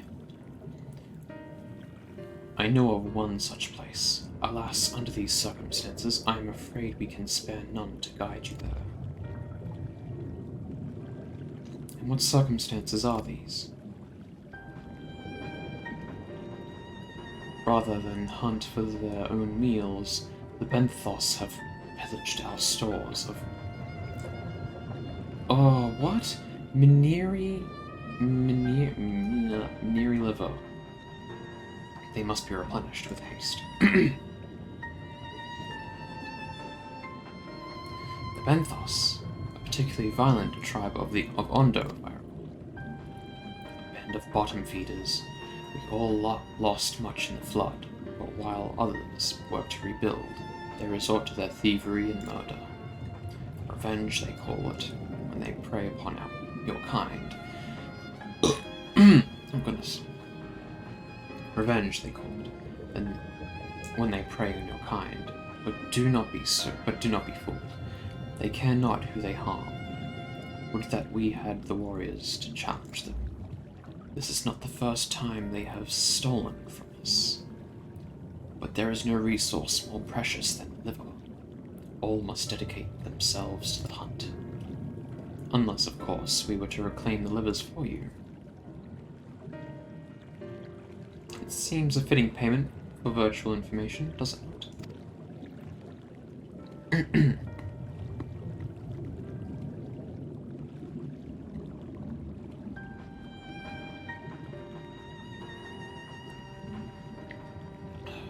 Goodness.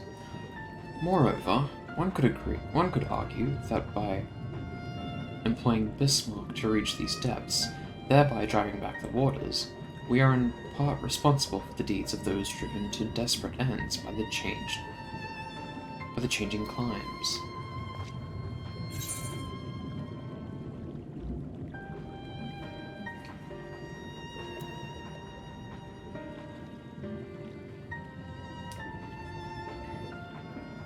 We certainly can't leave them like this.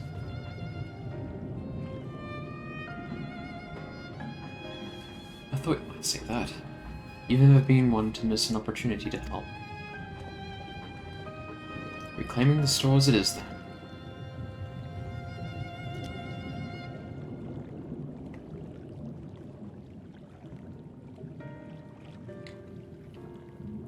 We would be grateful beyond words if you did. The Benthos have surely taken the livers back to the Flounder's floor, but be warned, there will be no shortage of guards waiting to spare intruders. Then we will have care not to draw their attention, shall we?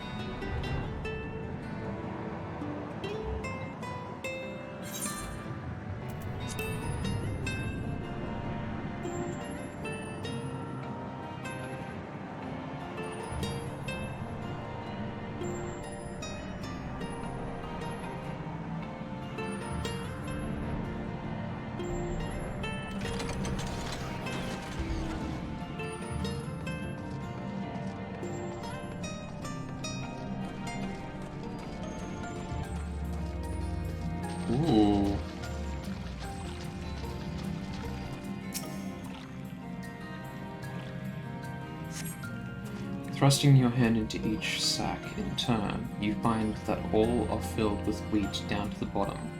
You also find that raw wheat is unpleasantly pointy.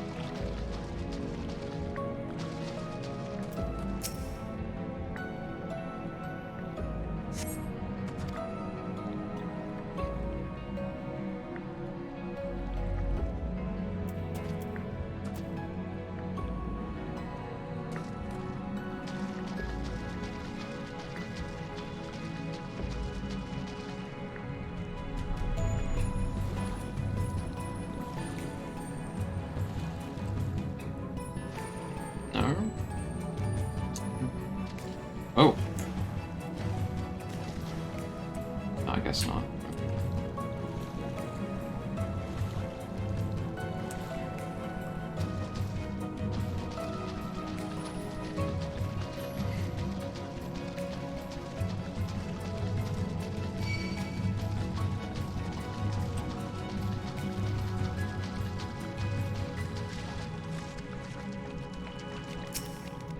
Yeah, that's what I thought.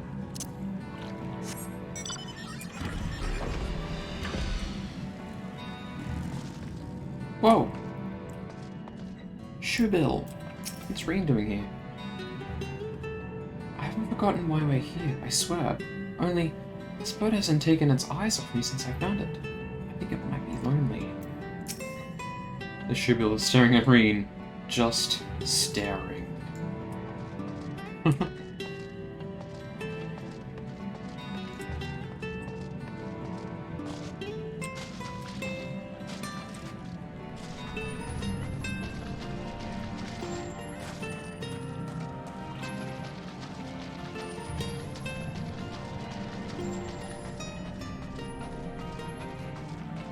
Oh, here we go.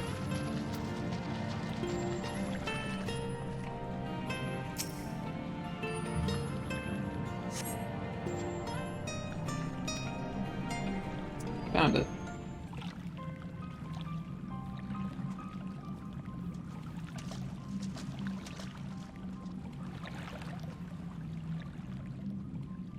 Are those them?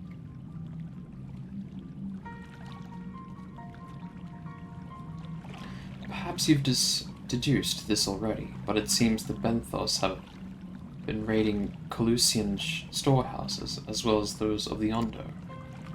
Oranges, pumpkins, wheat. But we can discuss this after we see the livers safely back to Tolsh's Arth. I wouldn't be to keep them in suspense. Oh my god, excuse me.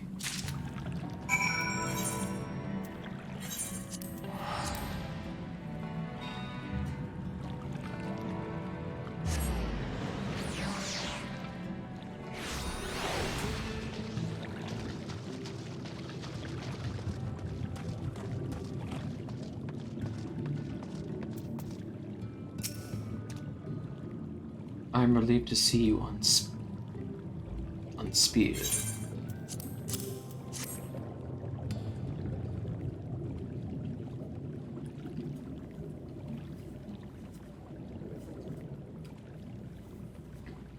Our precious livers, I knew you would not fail. We also found all manner of foodstuffs from Colusia in the Founder's floor. Tell me, oh my god, Tolsh's Arth. Tolsh's Arth. Does that seem odd to you? It is brazen, to be sure.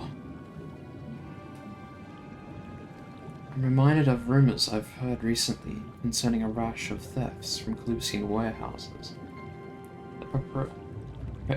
The perpetrators enter in the dead of night and are gone before anyone has realized what has happened. The Ulmoran army has been investigating, but thus far to no avail. Perhaps the reason they have struggled so is that their quarry is of the sea. The true question, then, is what we mean to do about it. Much as I would like to proceed to the ruins without further delay, we cannot allow the Benthos to carry on as they are. If I may, I believe that the ruins are, in fact, key to the Benthos' plans. Is that so? These ruins, which lie deep within the illuminated land, are a recent discovery. We have seen signs that the Benthos are preparing to claim them with all haste. We could not fathom why, but in light of the knowledge that they have been stockpiling resources, it is clear that their queen will soon give birth. They require space to raise their young, and food for both queen and hatchlings to thrive. Well, we can hardly fault them for that. Under normal circumstances, perhaps. But conditions in the Tempest are far from suitable for spawning. Its resources barely able to sustain our current population. There is only one reason they would disregard this. They seek to build an army, and with it take revenge upon the Finless. It is not a surprise. They came to us not long ago, seeking allies for the cause. We rebuffed them, of course. The suffering of others will not serve as balm to their own. Their queen, however, desires only bloodshed, and will gladly send her children to die in our stead. If they are planning to wage war, that changes matters considerably. Indeed, I doubt that this can be resolved without violence, but perhaps with a show of force we can convince them to see reason before the die is cast. I would rather not risk your people in the attempt. If we travel to the illuminated lands, is there a way we might identify the ruins ourselves? Yes. Once you reach its depths, go deeper still. You will see a monstrous structure there upon the seafloor. That you have come to us now is the will of the Ancient Ones. They have guided you here that you may drive out the usurpers, those who seek to use their magnificent creations with vile purpose. I have no doubt that they will show you the way forward.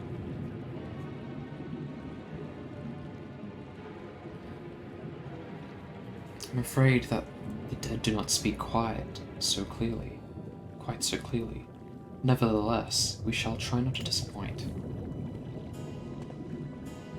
If what we seek lieth deeper still, beyond Amarot, I would call upon the assistance of another.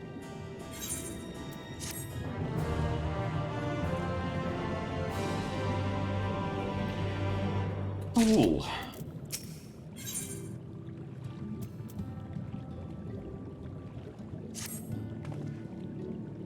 Though our course hath been decided, to pursue it we must needs beseech the aid of a friend.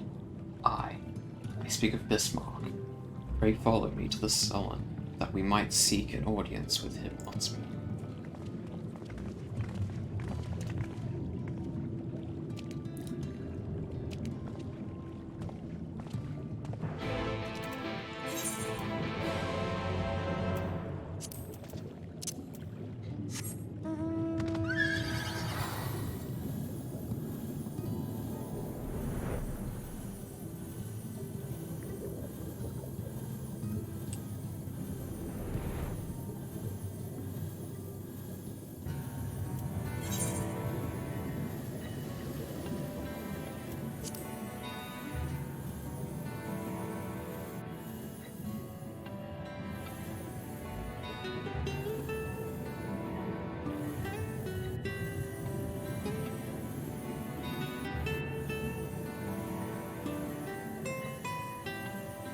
Jesus, that's pretty.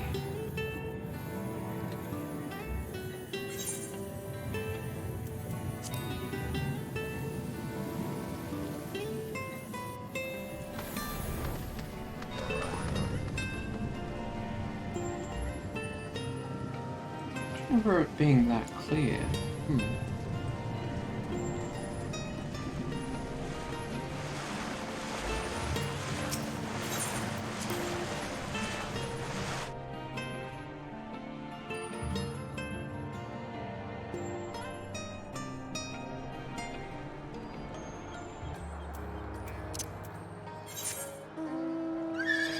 Oh, I'm in the wrong area. Bleh.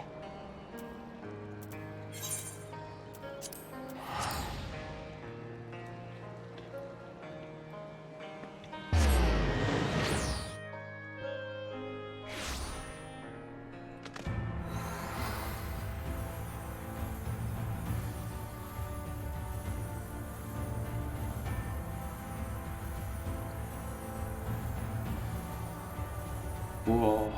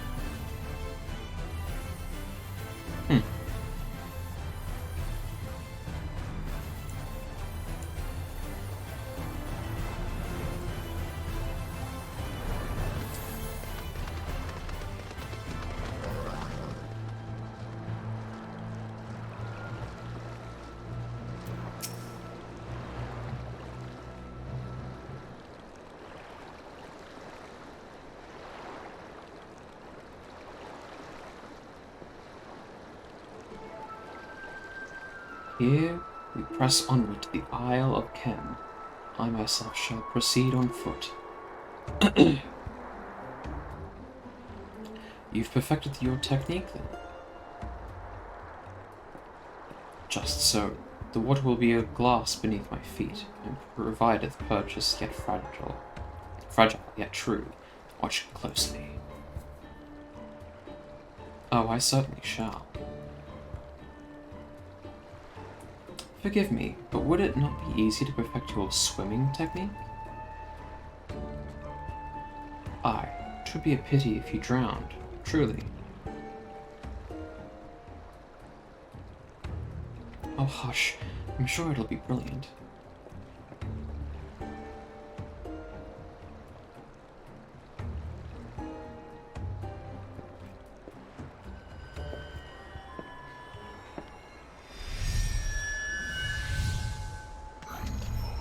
Ooh. He's dead.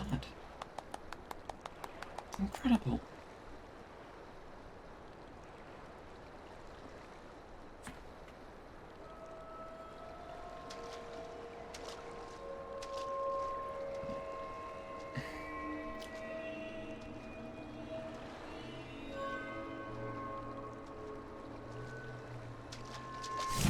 Oh.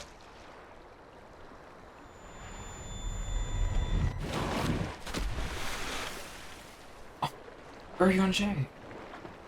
For the love of...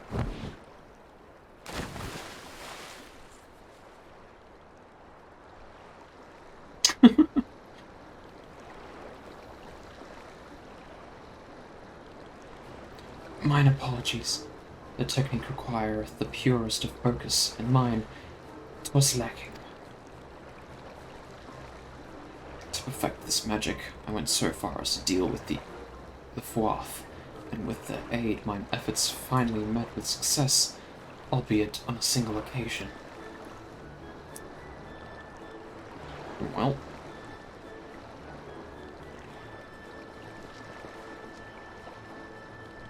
I know not why I cannot repeat. repeated. Ugh. I thought I saw you waver a bit toward the end there. Perhaps you're simply tired?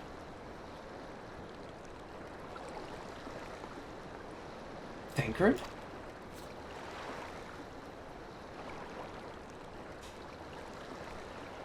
It's nothing to worry about, only a dizzy spell. Though it may not be wise to go for another swim just now.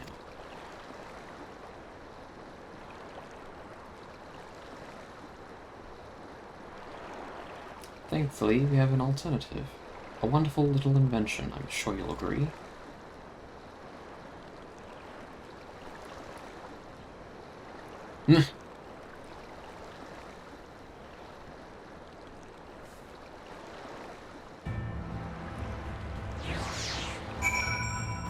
Interesting. A boat.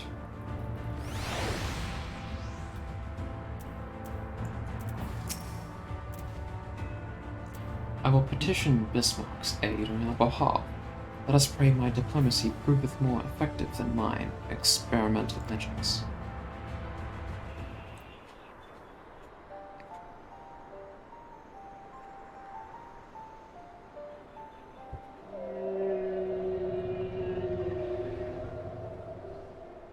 You speak with the voice of the king, little neighbors. I will not deny you. As before, if you seek what sleeps beneath the sea, I will be your guide. Thy kindness is as boundless as the depths serene. Before we depart, however, I would ask a favor.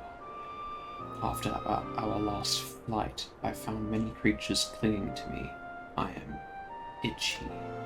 Remove them, and I will take you below. With all haste shall it be done.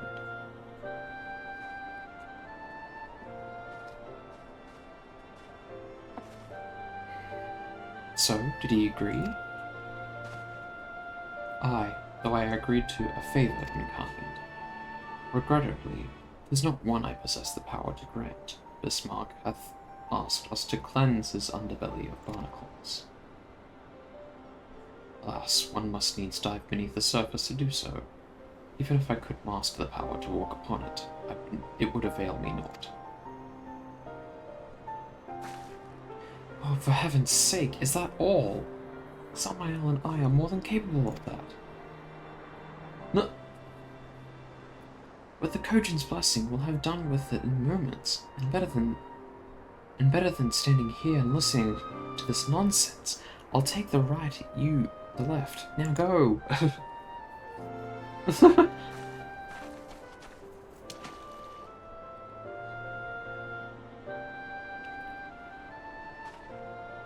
I am in your debt.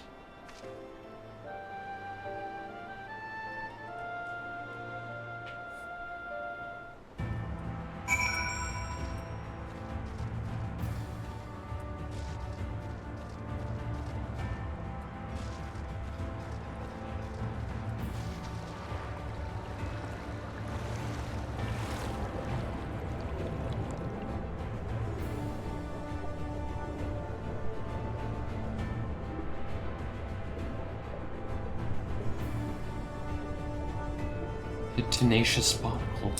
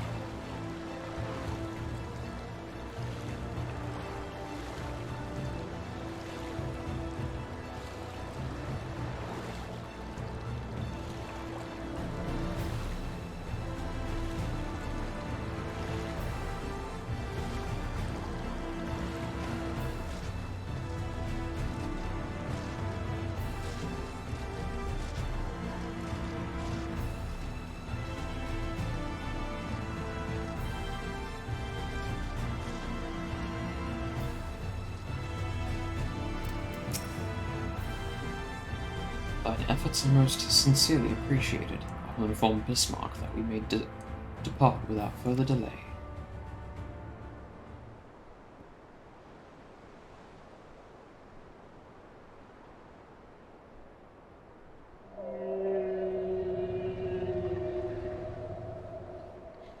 Much, much better. Thank you, little neighbors. I remember, a long time ago, another did this favor for me. After the flood, when I chose this spot for my slumber, he came and made a home on my back. Ken was his name. When I grew itchy, I stirred, but he was not afraid. No, he asked me what was wrong.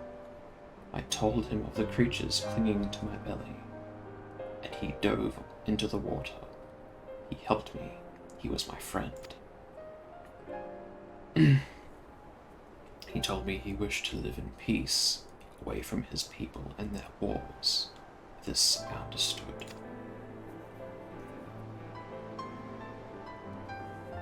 Oh God. I treasured our time together, brief though it was, brief though it always is. But I remember him, and how he laughed when we flew.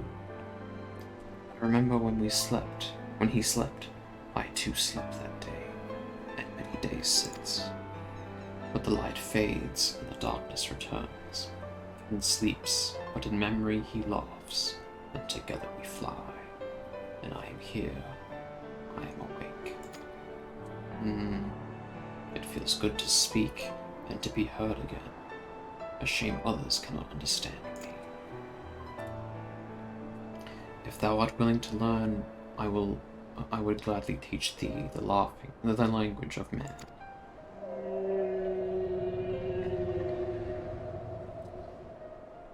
Thank you, little friend, but it is time I grant you your request.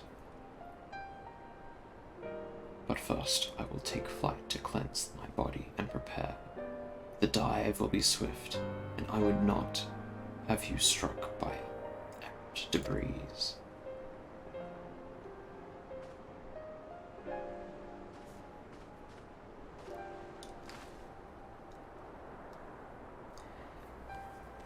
So this island was named for a man.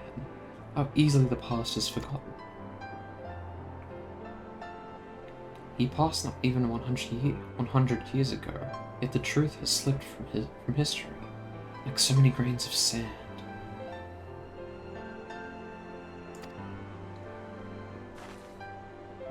Might I have some explanation of what he just said, or shall we all stand about making vague and mysterious allusions? While he maketh ready to deliver us unto our destination, Bismarck bade us wait for him on the shore of Calusia. That's all. I feel as though there was more to it. Indeed there was, but it hath no bearing on the task at hand. I should be glad to share the rest with you anon. Fine. Later then.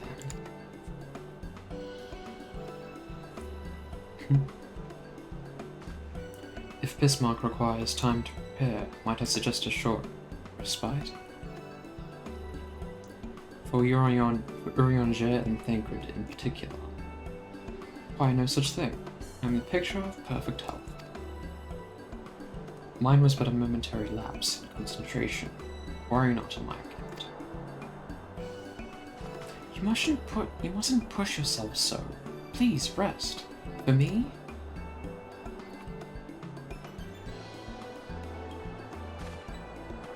All right, if you insist.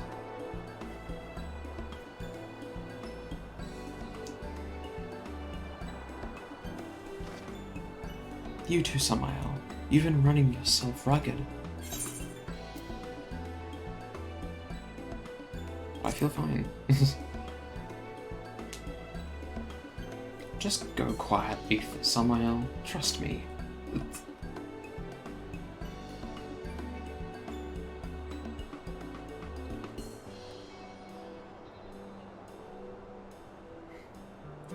In that case, I leave the old men in your care. The rest of us will meet you at the spilt hull anon. Old men? What? Word of advice, never let it show. When she realizes she struck a nerve, she remembers. By the gods, she remembers. In any case, if we must be made to rest, I know a place in Sullen that's better for it than most. Come with me.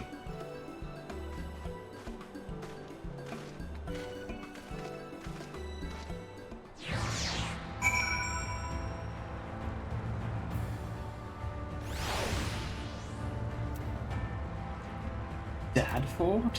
What? May as well have a seat. You wouldn't want elderly knees to give out. They're not that old, thank you.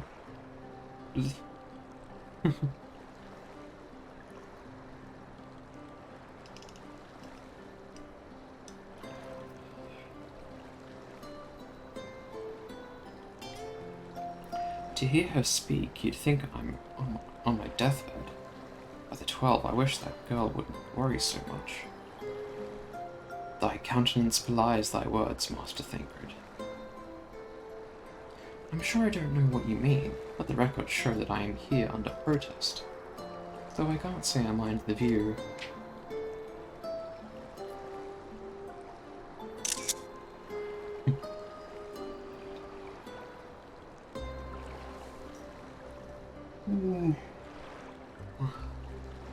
And if the abundance of angulars is any indication, even an amateur might land an impressive catch. Shall we try our hands at it? Help! Someone! Quickly!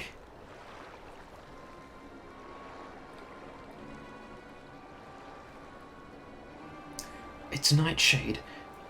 We was attacked on the road from the Crystarium. Barely escaped with me life. I suppose we might have predicted this.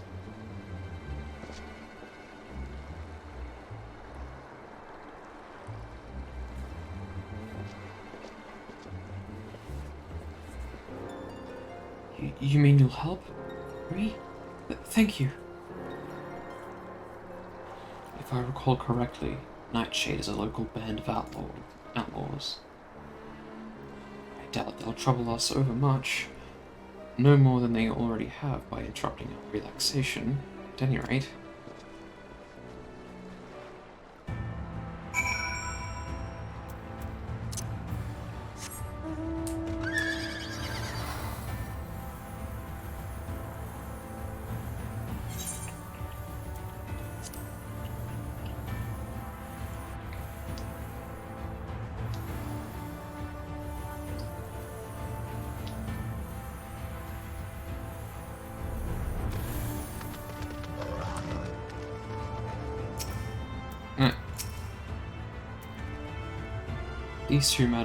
These two have matters well in hand, by the looks of it.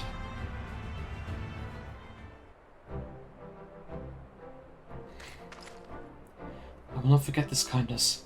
May we meet again.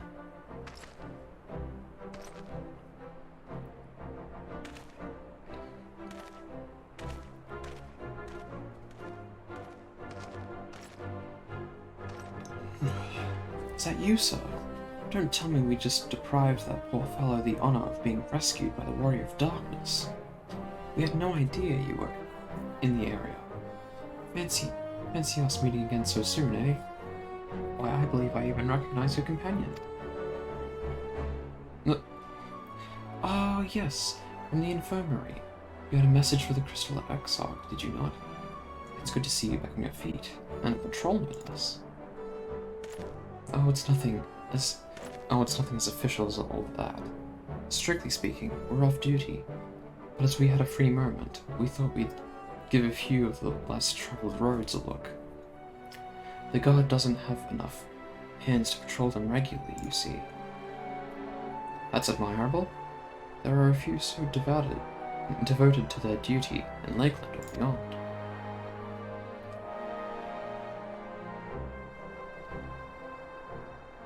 Well, we've been talking about it for a while, and neither of us is satisfied with just seeing out our service. It feels like we could be doing more, like we should be doing more. It's all about having the will to help your fellow man, and the resolve to see it through. I remember you, the excitable one.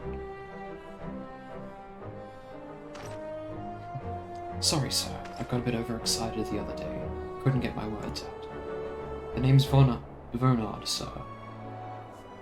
I'm with the Guard, but I don't just want to protect Lakeland. I want to protect the lot. Just like the Warriors of Light.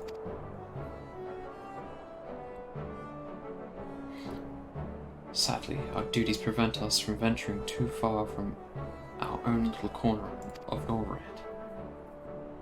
What we'd really like to do is travel, to better ourselves, and go where the need is greatest. But everyone has to start somewhere, don't they?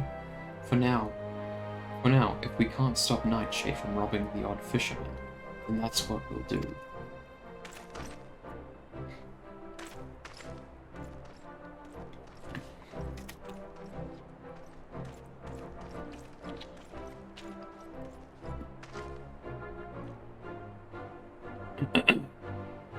Well, well.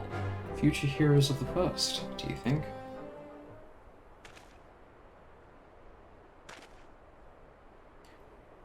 They want not for spirit. 'Tis but a pity they draw inspiration from so clouded a wellspring. Yet it avail us naught to fret in idleness. We must needs press on, if we are to bring Elidibus's schemes to light.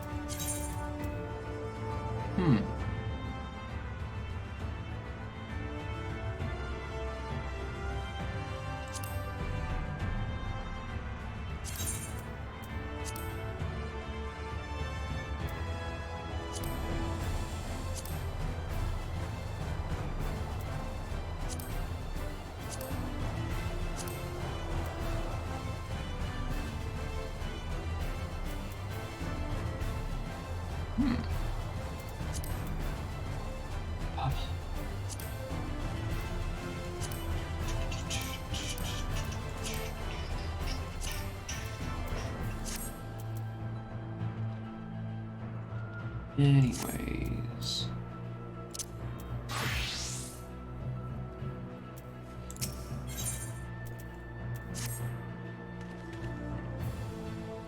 Though our respite was cut short, I dare say we are all eager to avail ourselves of such knowledge as the ruins may hold. Aye, and I doubt further contemplation of Elidibus's machinations will be conductive to relaxation. We may as well make for the split hull now.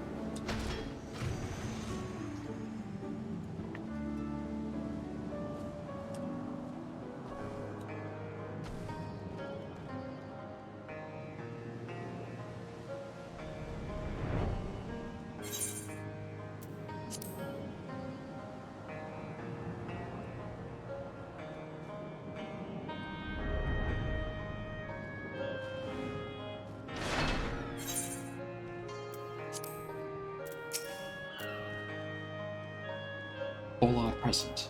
Now we need but await Bismarck's coming.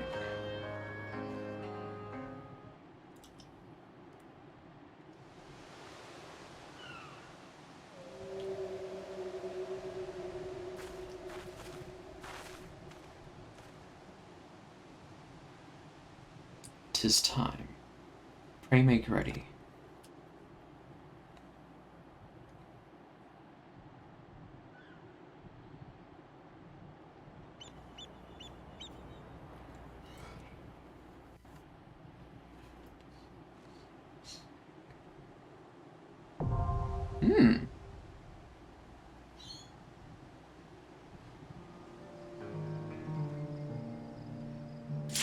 Holy shit. Ugh. Ugh. Finally.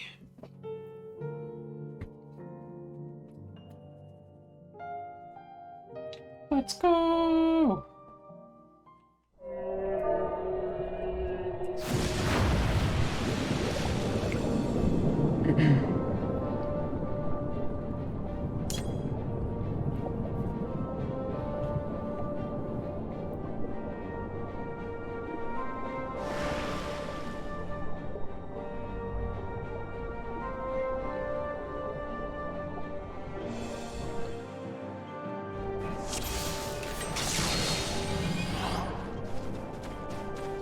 Lo, Anna Eslor Vision.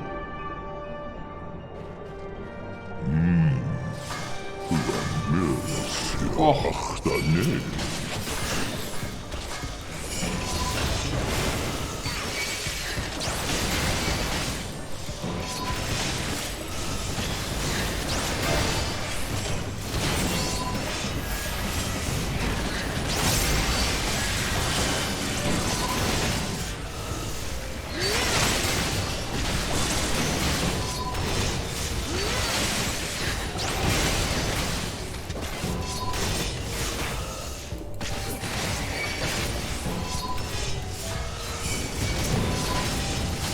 Whoa.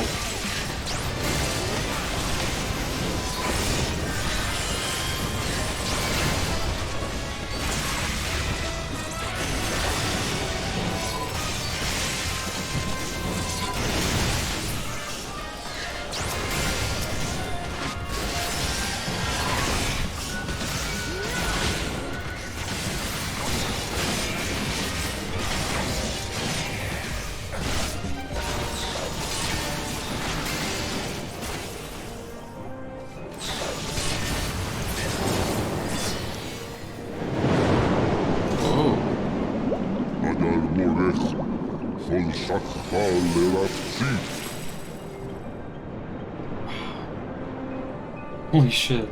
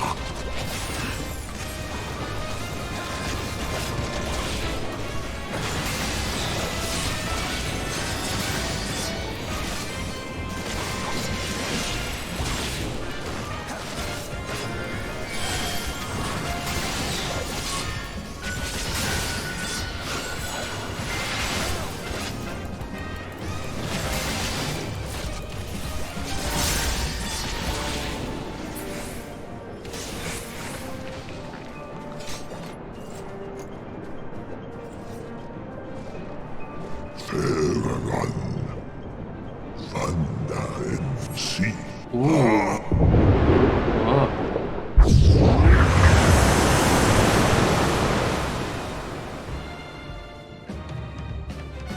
Cool.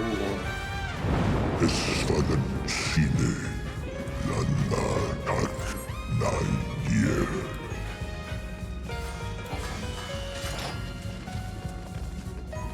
What the hell? Unknown?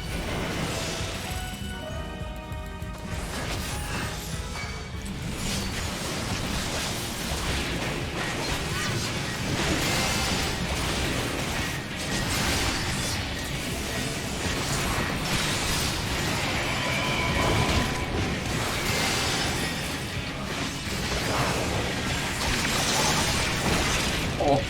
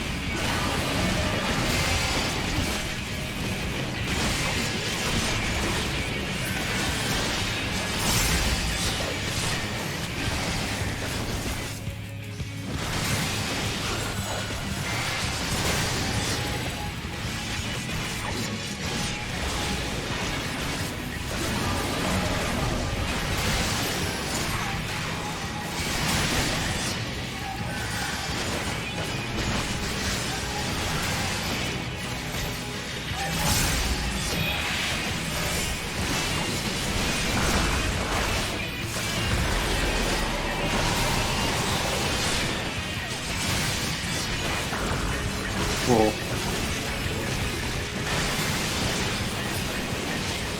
Hey.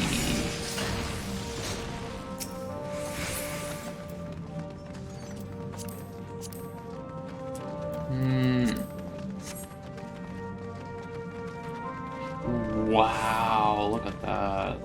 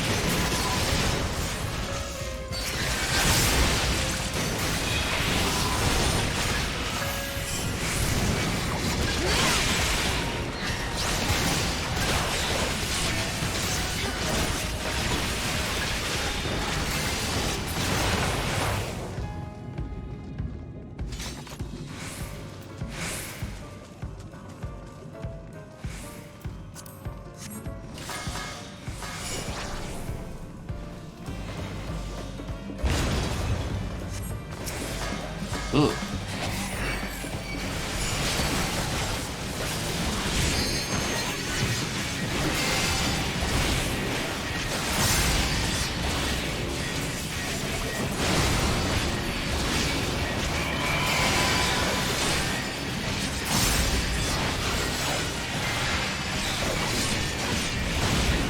Oh shit.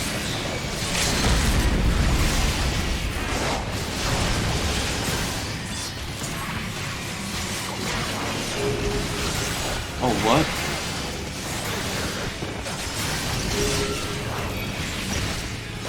Ow.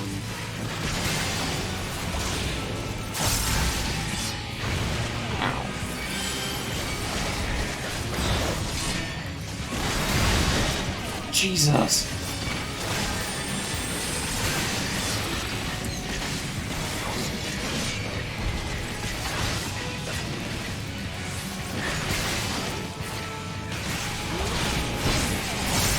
Oh god.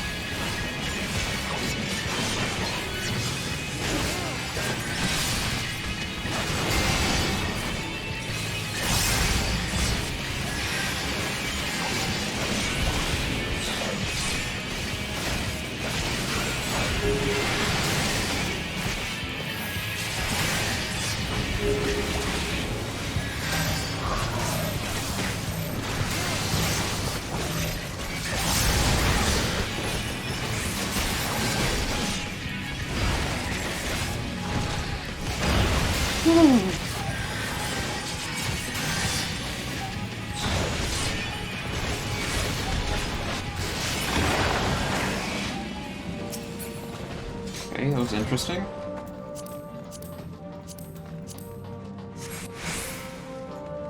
Oh my god. Oof.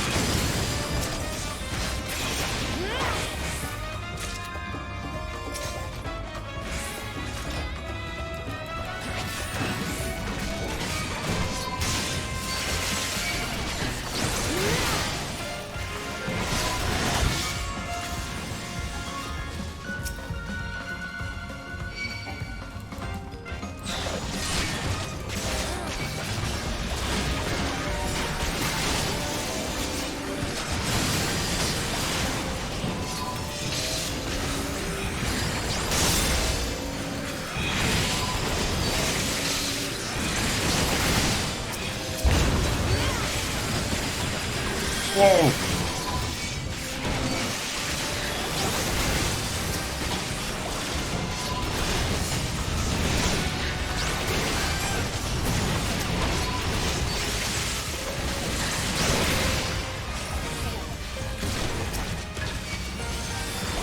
Oh shit.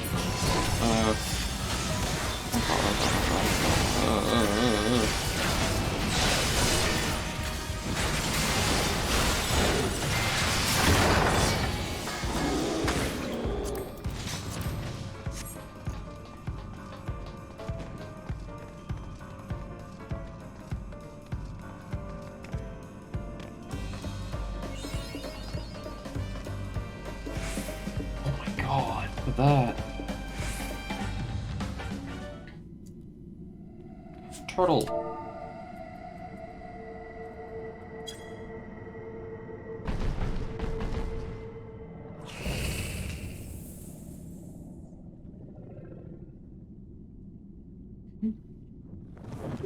Turtle, look at him. He's so cute. Don't forget to stand on a train to stop the ad spawning.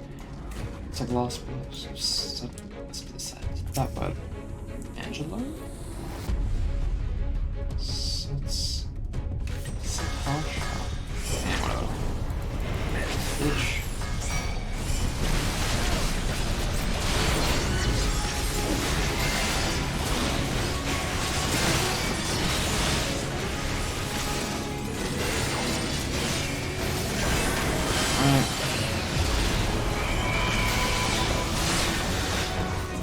What the hell?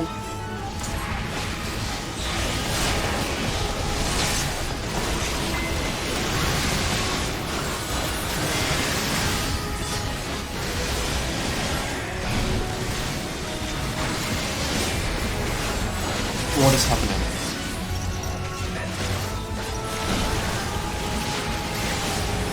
Whoa, okay.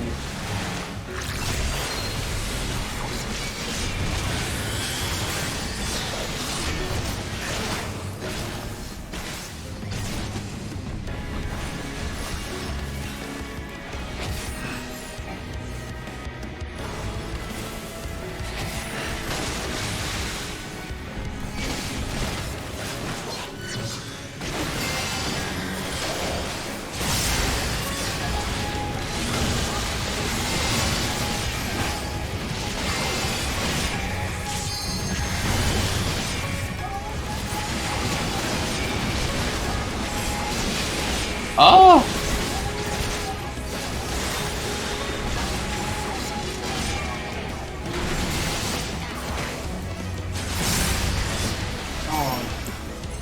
Oh. Oops.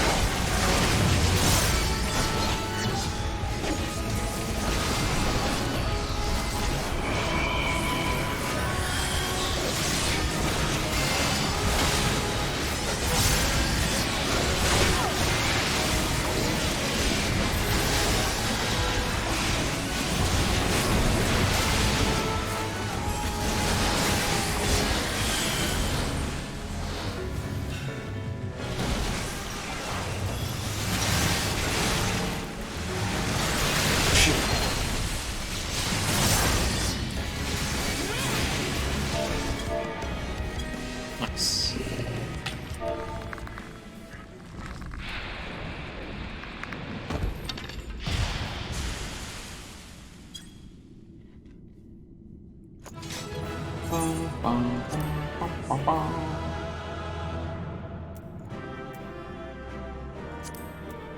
Sure.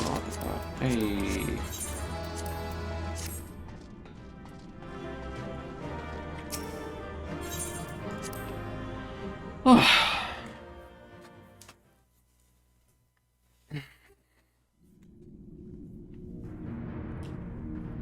This looks like white aura site. This structure must have served an important function. And here are yet more crystals. Yeah, they look like white aura site a little bit. Like a little casing for it. I too noted the crystal repository on the way. The Benthos seem to employ them in their spellcasting. In such vessels did the ancients preserve concepts, ideal forms to be drawn upon in the act of creation.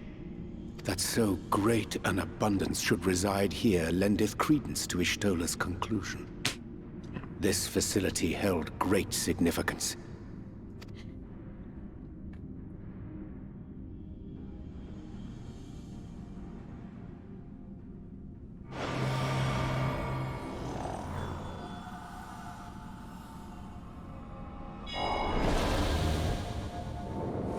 Oh.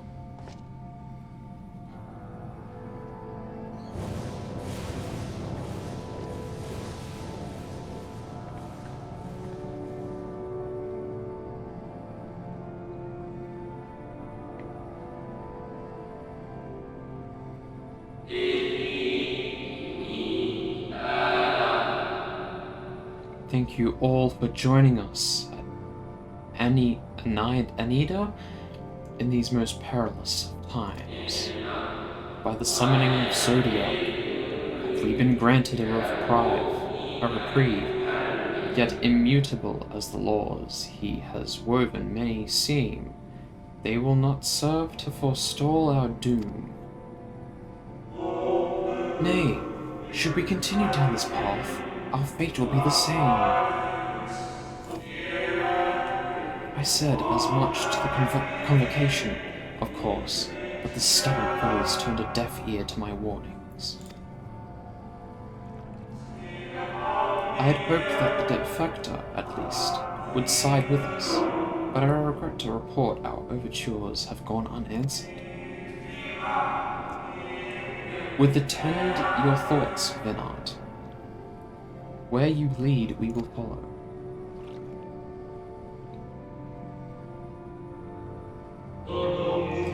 I shall not speak ill of the convocation. They too seek only to secure the future of our star. Yet it is plain they will not countenance a permanent solution. Being the case, we must ask ourselves a simple question. We are prepared to pursue our chosen course, even should it mean suffering the eternal condemnation of our brethren?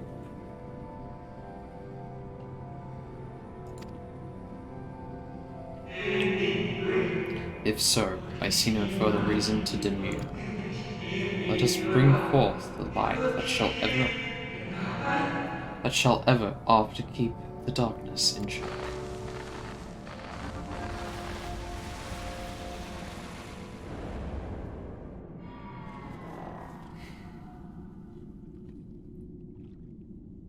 So, it was they who first summoned Hydaelyn.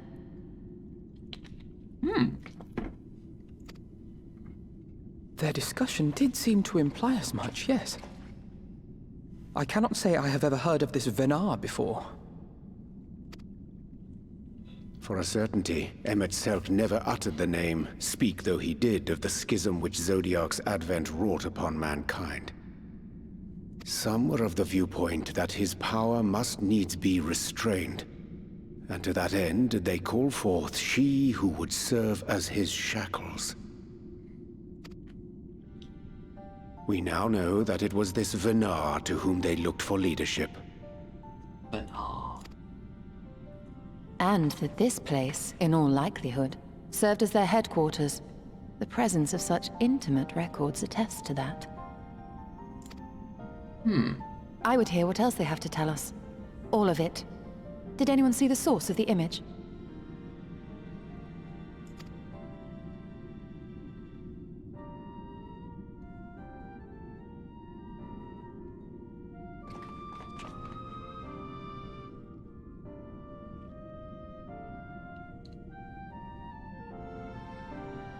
The device there?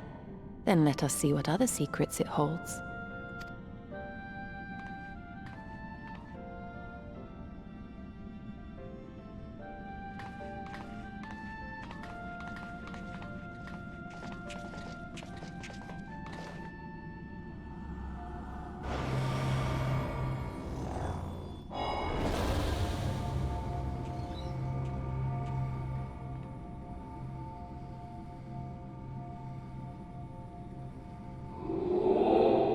No, please. Why must it be you? If I may speak plainly, I would sooner it were another, any other. You are our leader. None can take your place. You know as well as I that but few support our cause, far fewer than they who place their faith in Zodiac. If Heidelin is to stand a chance of opposing him, I am the one who might suffice as her heart. Rest assured, however, I shall not vanish from this world. The form I take shall ever remain my choice. Then I'll oppress you no more. Only know this, you'll be sorely missed.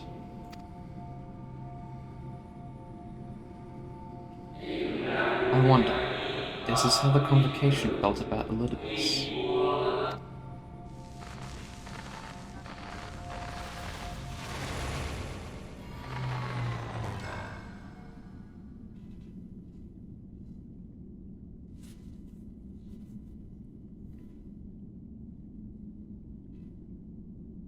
What?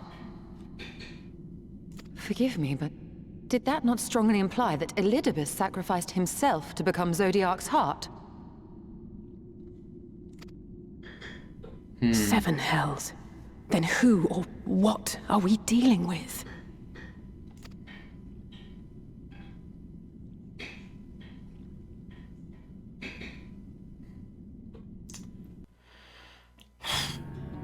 Oh shit. The device appears to activate via a form of ethereal attunement, not unlike an aetherite. Beyond that, I can say little for certain, save that we should take this opportunity to see what other records it contains.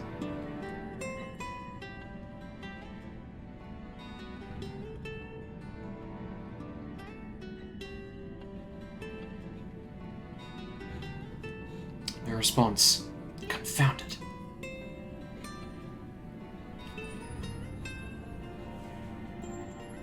Ooh. Oh goodness. If I may, milady, the panel did formerly emit a soft yet perceptible glow. That it doth so no longer may betokeneth the depletion of some essential energy within. Given how long it was lain dormant, I think it fortunate it functioned at all. That may be, but if we can't get it to work again, we'll be leaving with more questions than we've answered. The white-robed emissary hath ever named himself Elidibus. Yet, if the shade spoke true, Elidibus ceased to be ere even the sundering came to pass.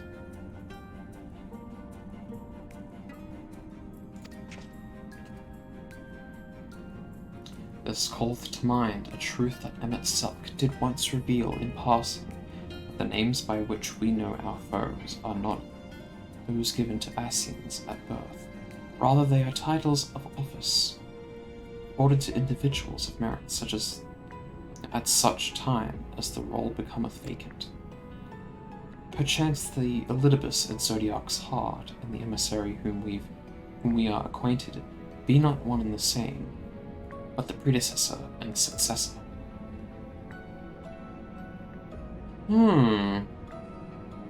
It's possible. If the previous Elidibus perished before the final days, the one we know could still be a savior, the survivor of the Sundering. And yet, something in that explanation rings false. I will remain for a time. I will not abandon my attempts to revive the device so soon. There is more to learn here. I can feel it. It matters of aetherology. I know of none as capable as thee. If there existeth a means to learn more, thou wilt surely find it. Whilst thou art thus engaged, we shall attend to matters on the surface.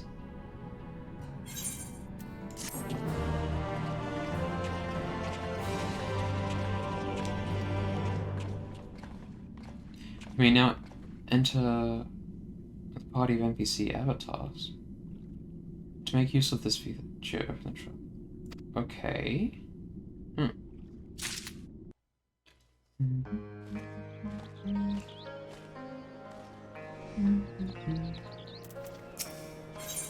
Echoes of a fallen star. What is happening here? Can we but uncover Elidibus's true origins, we may yet come to understand his designs. To that end, Ishtola must needs be afforded as much time as she doth require to complete her investigation. To the extent such things are within our control, yes. Speaking of which, perhaps we might trouble the Exarch for news of his progress with the spirit vessel. He will no doubt wish to hear of our own discoveries as well, such as they are. Oh.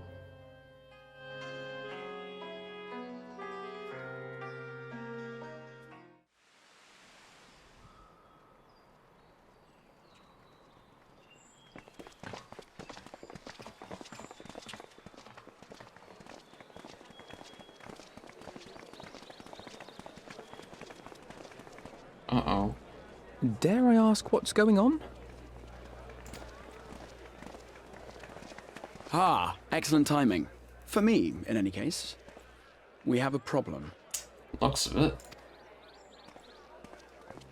The vast majority of those gathered here are presently in the employ of the Guard or else one of the facets, and no longer wish to be so.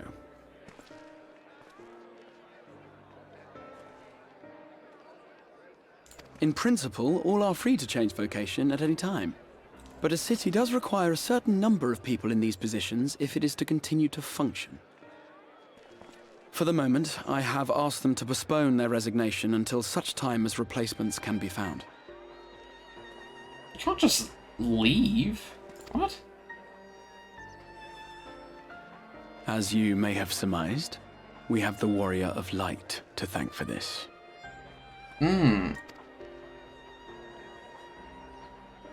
It's you! The Warrior of Darkness! Uh-oh.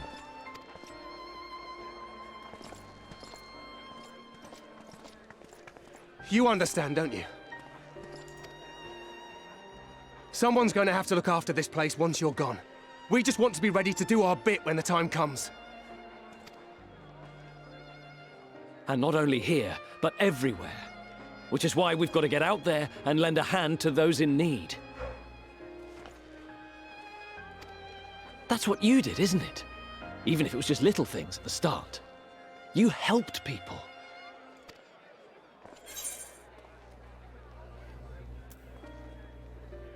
Well, yes.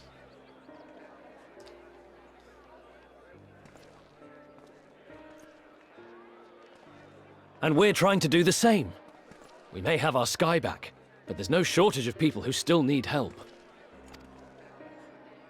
If we follow in your footsteps, then I choose to believe we too can be heroes one day. Even warriors of light.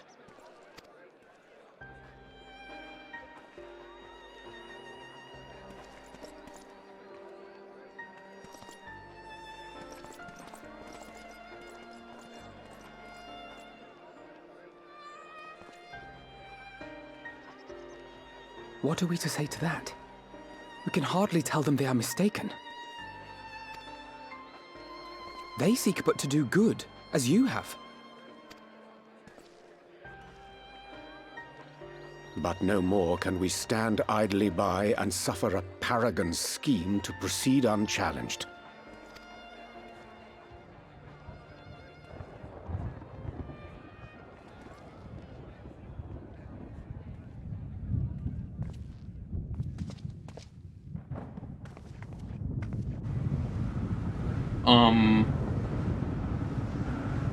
That's not a normal storm. What?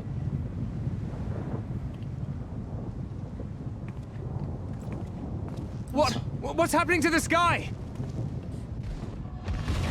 What the fuck? Wait, what?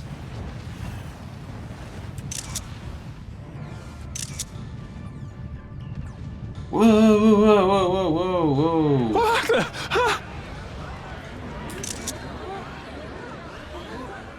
it right? Oh no!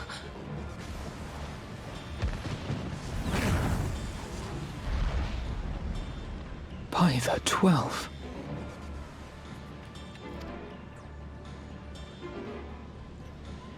A star shower.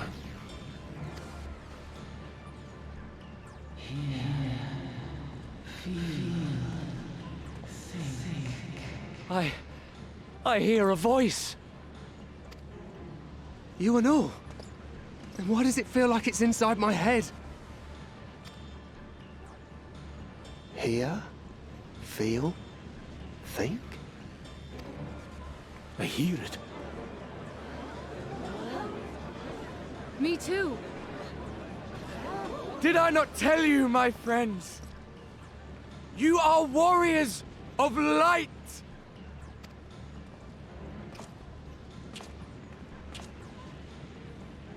What does this arsehole want? You're back!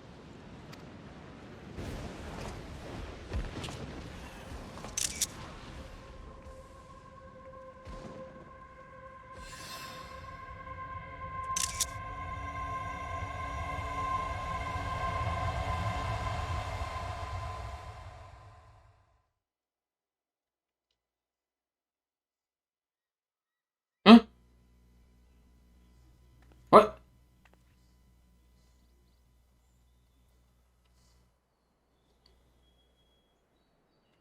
Is that a vision? What is that? What? What you hear is the voice of light itself, and it has blessed you with its power. Welcome to the fold! I'm a warrior of light. I've been chosen? Can it be? Me, a hero?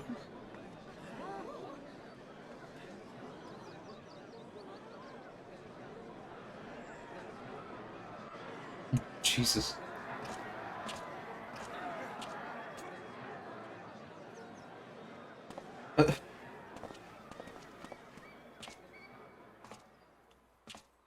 Wait! Refuses to elaborate. Leaves.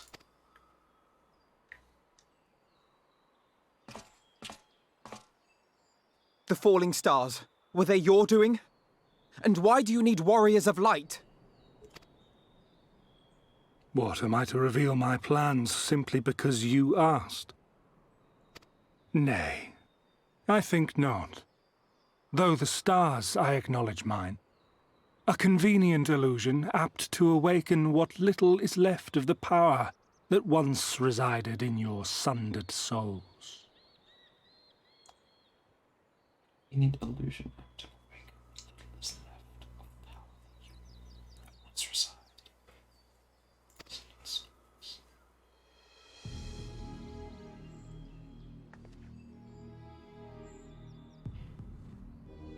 That which you and yours call the echo. And an echo it is, of a symphony, but a fraction of what men in their completeness once possessed. Even those among you who tower over others in the gift have only the faintest trace of it. But though sundered and forgotten through death and mocking rebirth, it has persisted. A whisper of our past, burned into your very ether, along with the sight of our end. Through the rekindling of memory, I have awoken the ability, just as Hydaelyn is wont to do when she has need of new minions.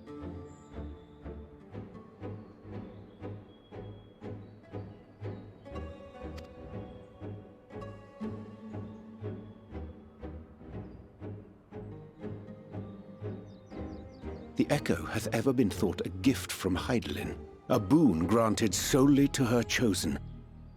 Yet thou wouldst claim she merely awakeneth the power that men should hearken unto?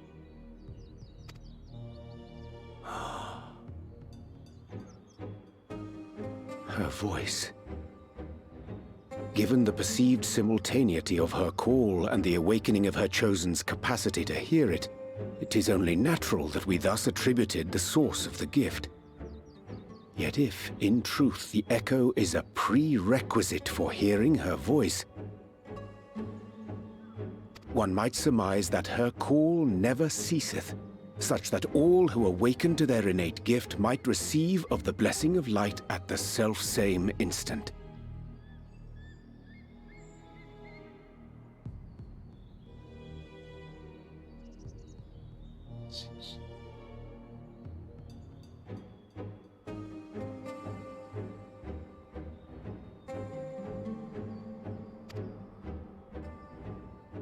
In sooth, we bore witness to this but moments ago. At the sight of the star shower, full many in the crowd did speak of hearing a voice in their minds, did they not?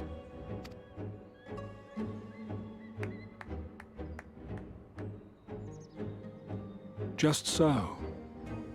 And whenever Hydaelyn has need of new servants, she is quick to pluck comets from the heavens or create illusions of the same.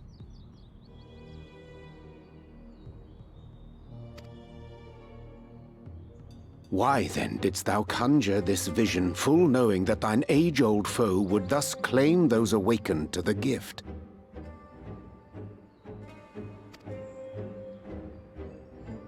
Foe? You must be mistaken. As you see, I am a warrior of light. And together with my comrades in arms, I shall save the world. Just like you.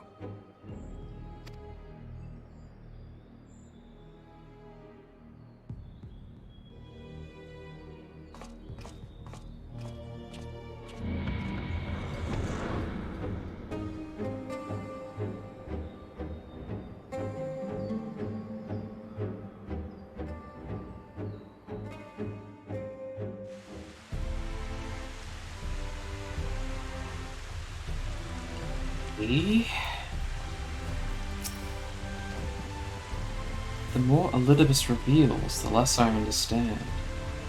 But that he has made a fine mess of things is plain.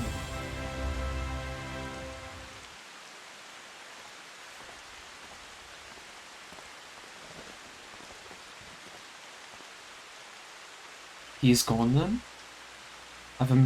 I've managed to persuade a number of our would-be deserters to reconsider, or at least delay, their departure. But as many are deaf to my entreaties that young Vaylor and Vernard among them, for to say, they have quit the guard. Nevertheless, I wish them well. Whatever Elidibus's plans for them might be, the pair have only ever had the best of intentions. One can hardly blame them for thinking themselves heroes elect, not after having been blessed with the echo, and it's not as if they haven't shown the requisite spirit. I quite agree. Though the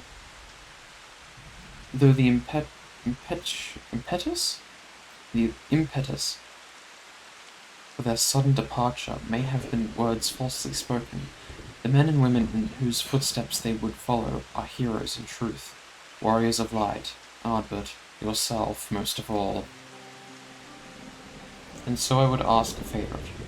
Speak with them ere they embark on their journey, and furnish them with what wisdom you can. They've set off for the Amaro launch, but you should still be able to catch them if you leave now. With effort, I'd say. Worth the effort, I'd say. If I recall correctly, Raban took the same to usher you out into the wider world many moons ago. I think that comparison rather flatters Vaylor and Vernard, points to the stands. They would doubtless be greatly encouraged were the Warrior of Darkness himself to see them off. If thou art willing, I prithee go. Thou mayest safely leave the task of unfolding which did transpire. And that word to us.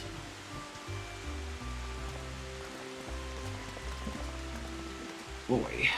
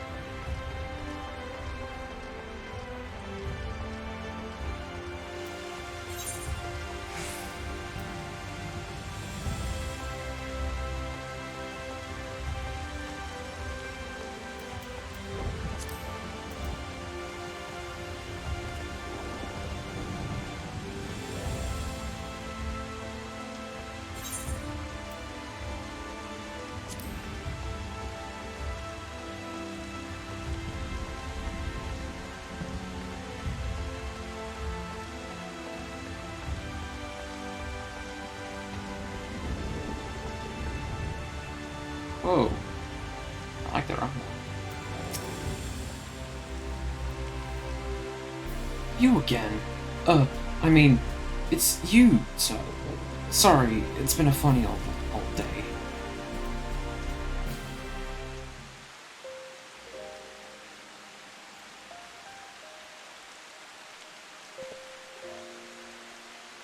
You can be sure we'll take those words to heart. I still can't believe it. You coming all this way just to speak to us. I swear, we won't let you down. So long as it helps someone, we'll do what needs doing out there, no matter how small. And when larger threats loom, we'll be ready to face them. You see if we are. You see if we aren't.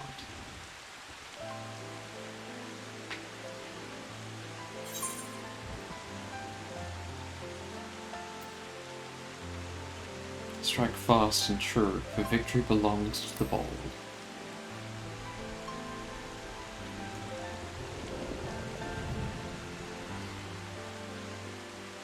We'll be off then. Farewell, warrior of darkness, and thank you.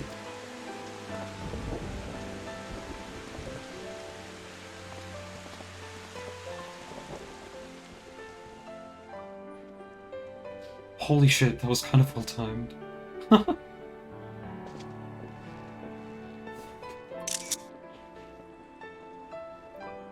That was so well timed though. What?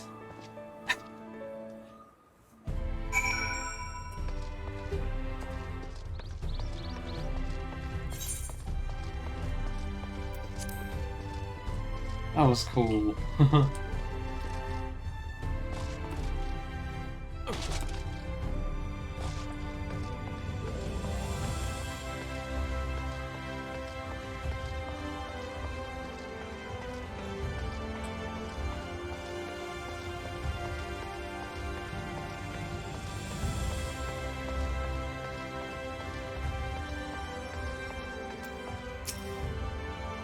Yeah, yes I do.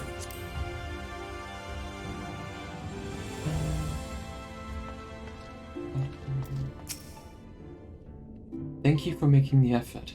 I'm certain your words will be a boon to them. While you were away, the others told me of your investigation. We have yet to discuss how to proceed, however.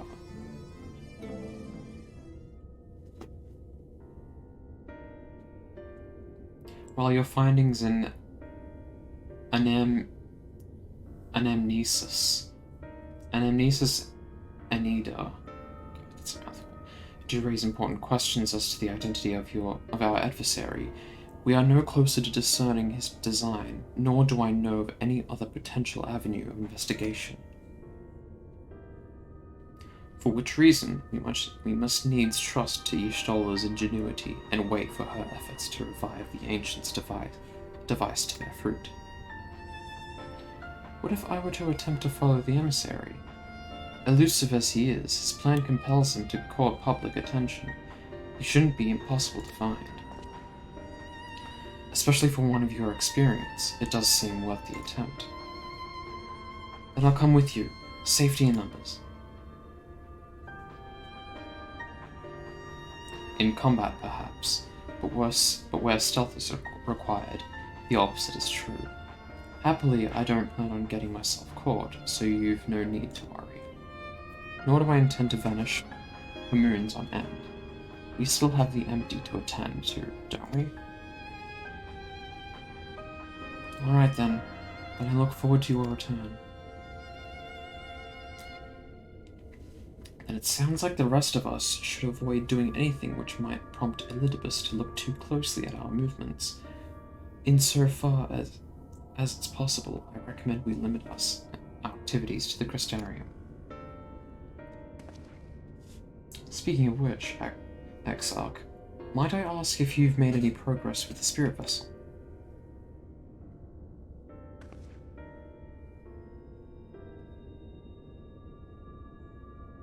Of course, we are presently studying the principles underpinning memory transference and, I believe, nearing the requisite level of understanding. Less hearteningly, practical traits of transference methods suited for those with the vessel have yet to yield satisfactory results, to put it mildly. But there are still many promising possibilities we have yet to test. Indeed, though it may take some time yet, we are well on our way to a solution, and I shall not rest until one is found. Though we are all grateful for thine unstinting efforts, thou needst not labor to the exclusion of all else. If it would serve to lighten thy burden, however little, I should gladly offer my assistance. Quite. I, for my part, will do what I can to ensure that the Crystarium continues to run smoothly, in spite of recent disruptions. Then perhaps I could help? There must be something I can do, even if it's just guard duty.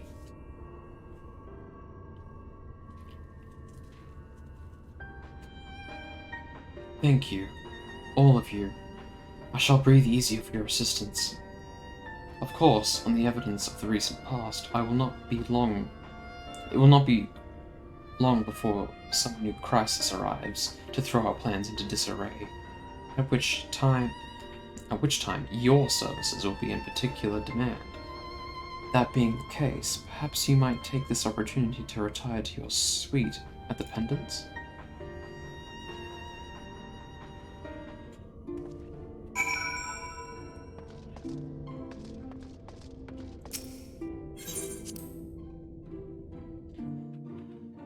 Oh boy.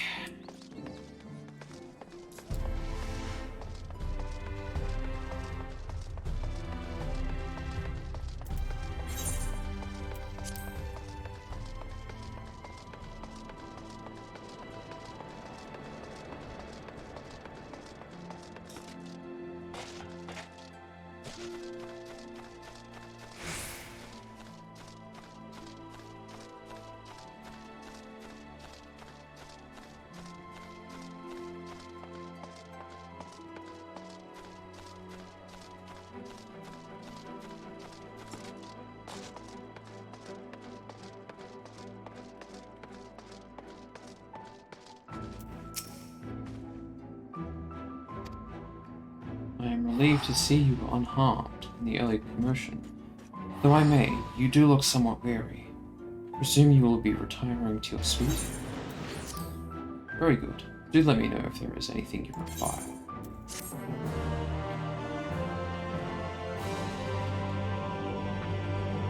Oh man. Ooh.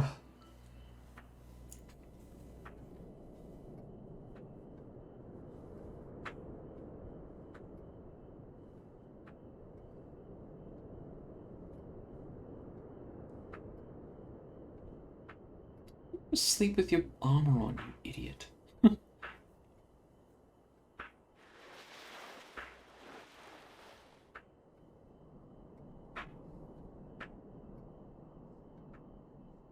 I do look tired. Very tired.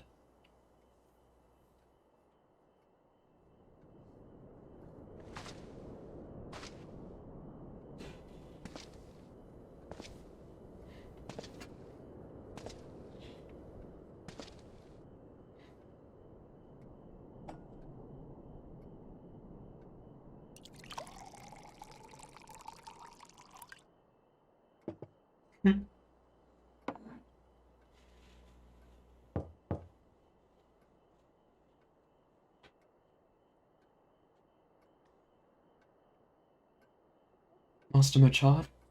It's Glenard from the Wandering Stairs. I apologize for calling so late.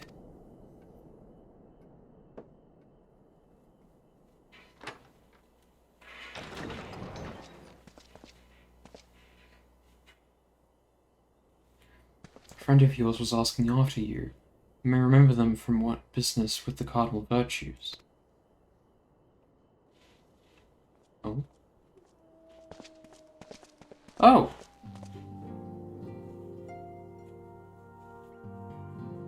Well met, sinner.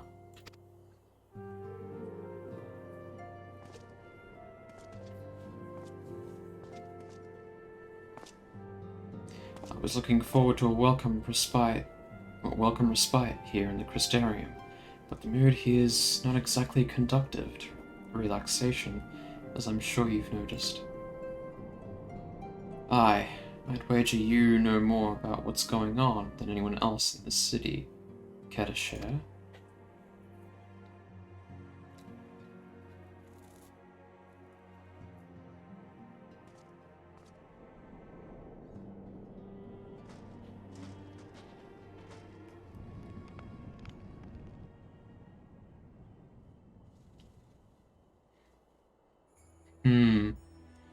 I can't say that I envy you, your prey. Dark work, this twisting of the warrior's light's legacy. Reminds me of what became of old Chiosine, though this Ascian of yours is a fair bit more chatty.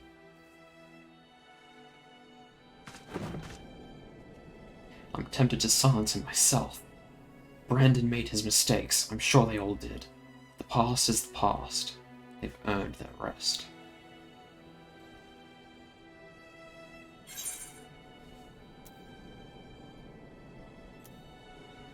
I'll see that.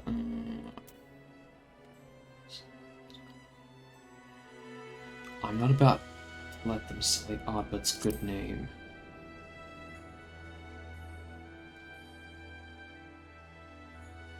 What, you want me to leave it to you?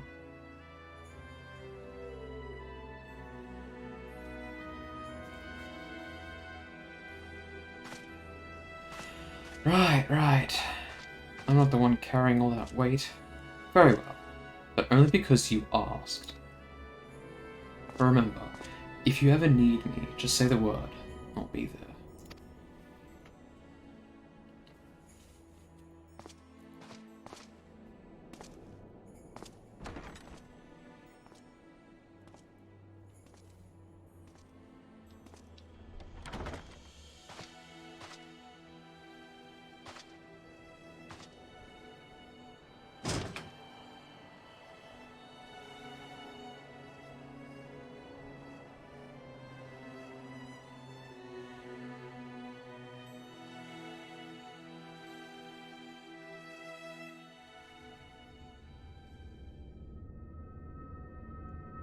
Crystal Tower's umbilicus.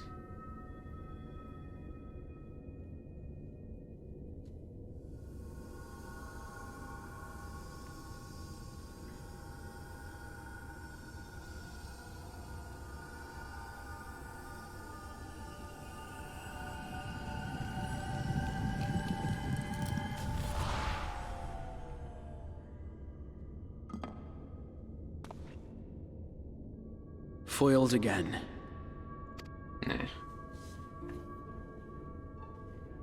If I cannot imbue the infernal thing with my power via magical means, we may need to devise a way to infuse the vessel with my blood after all.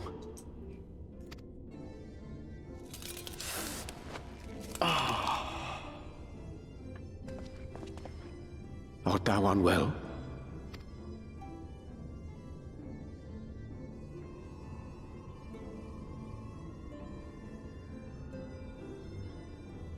Or perhaps a brief respite? It wouldn't do to overtax yourself.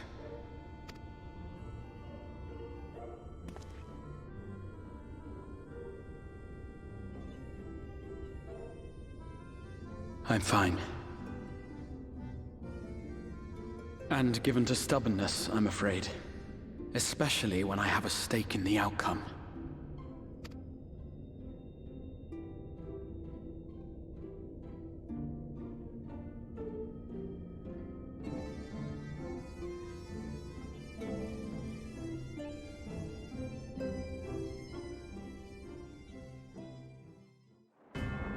Oh.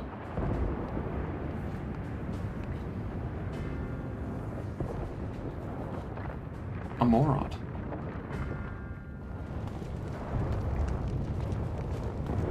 Who is... Oh!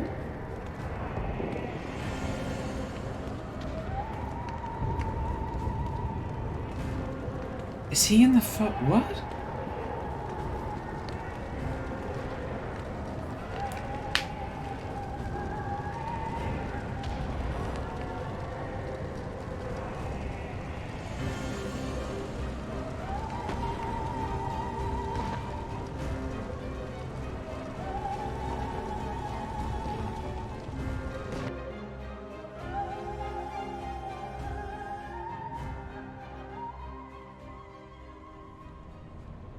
Huh?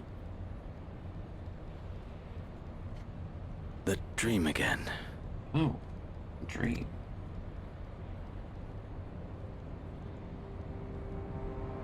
Meanwhile, in the source... Excuse me. Oh! A recurring dream. They do so fascinate me. Might I trouble you for the details?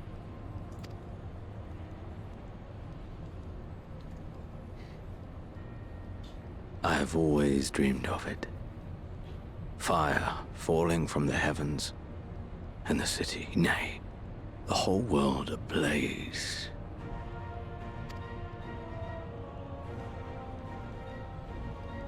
Indeed. Could Emmett Selk have found a way? Precious few possess memories of the final days.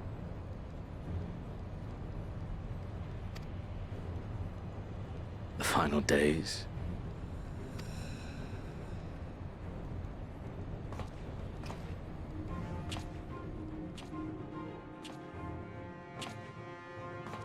Why, yes. Admittedly, my knowledge is mostly second-hand, but if you are interested, I will gladly tell you the tale.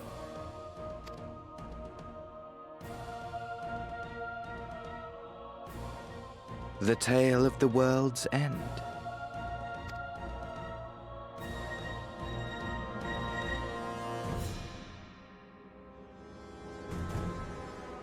Dun dun dun! Oh. Way up here. Oh boy.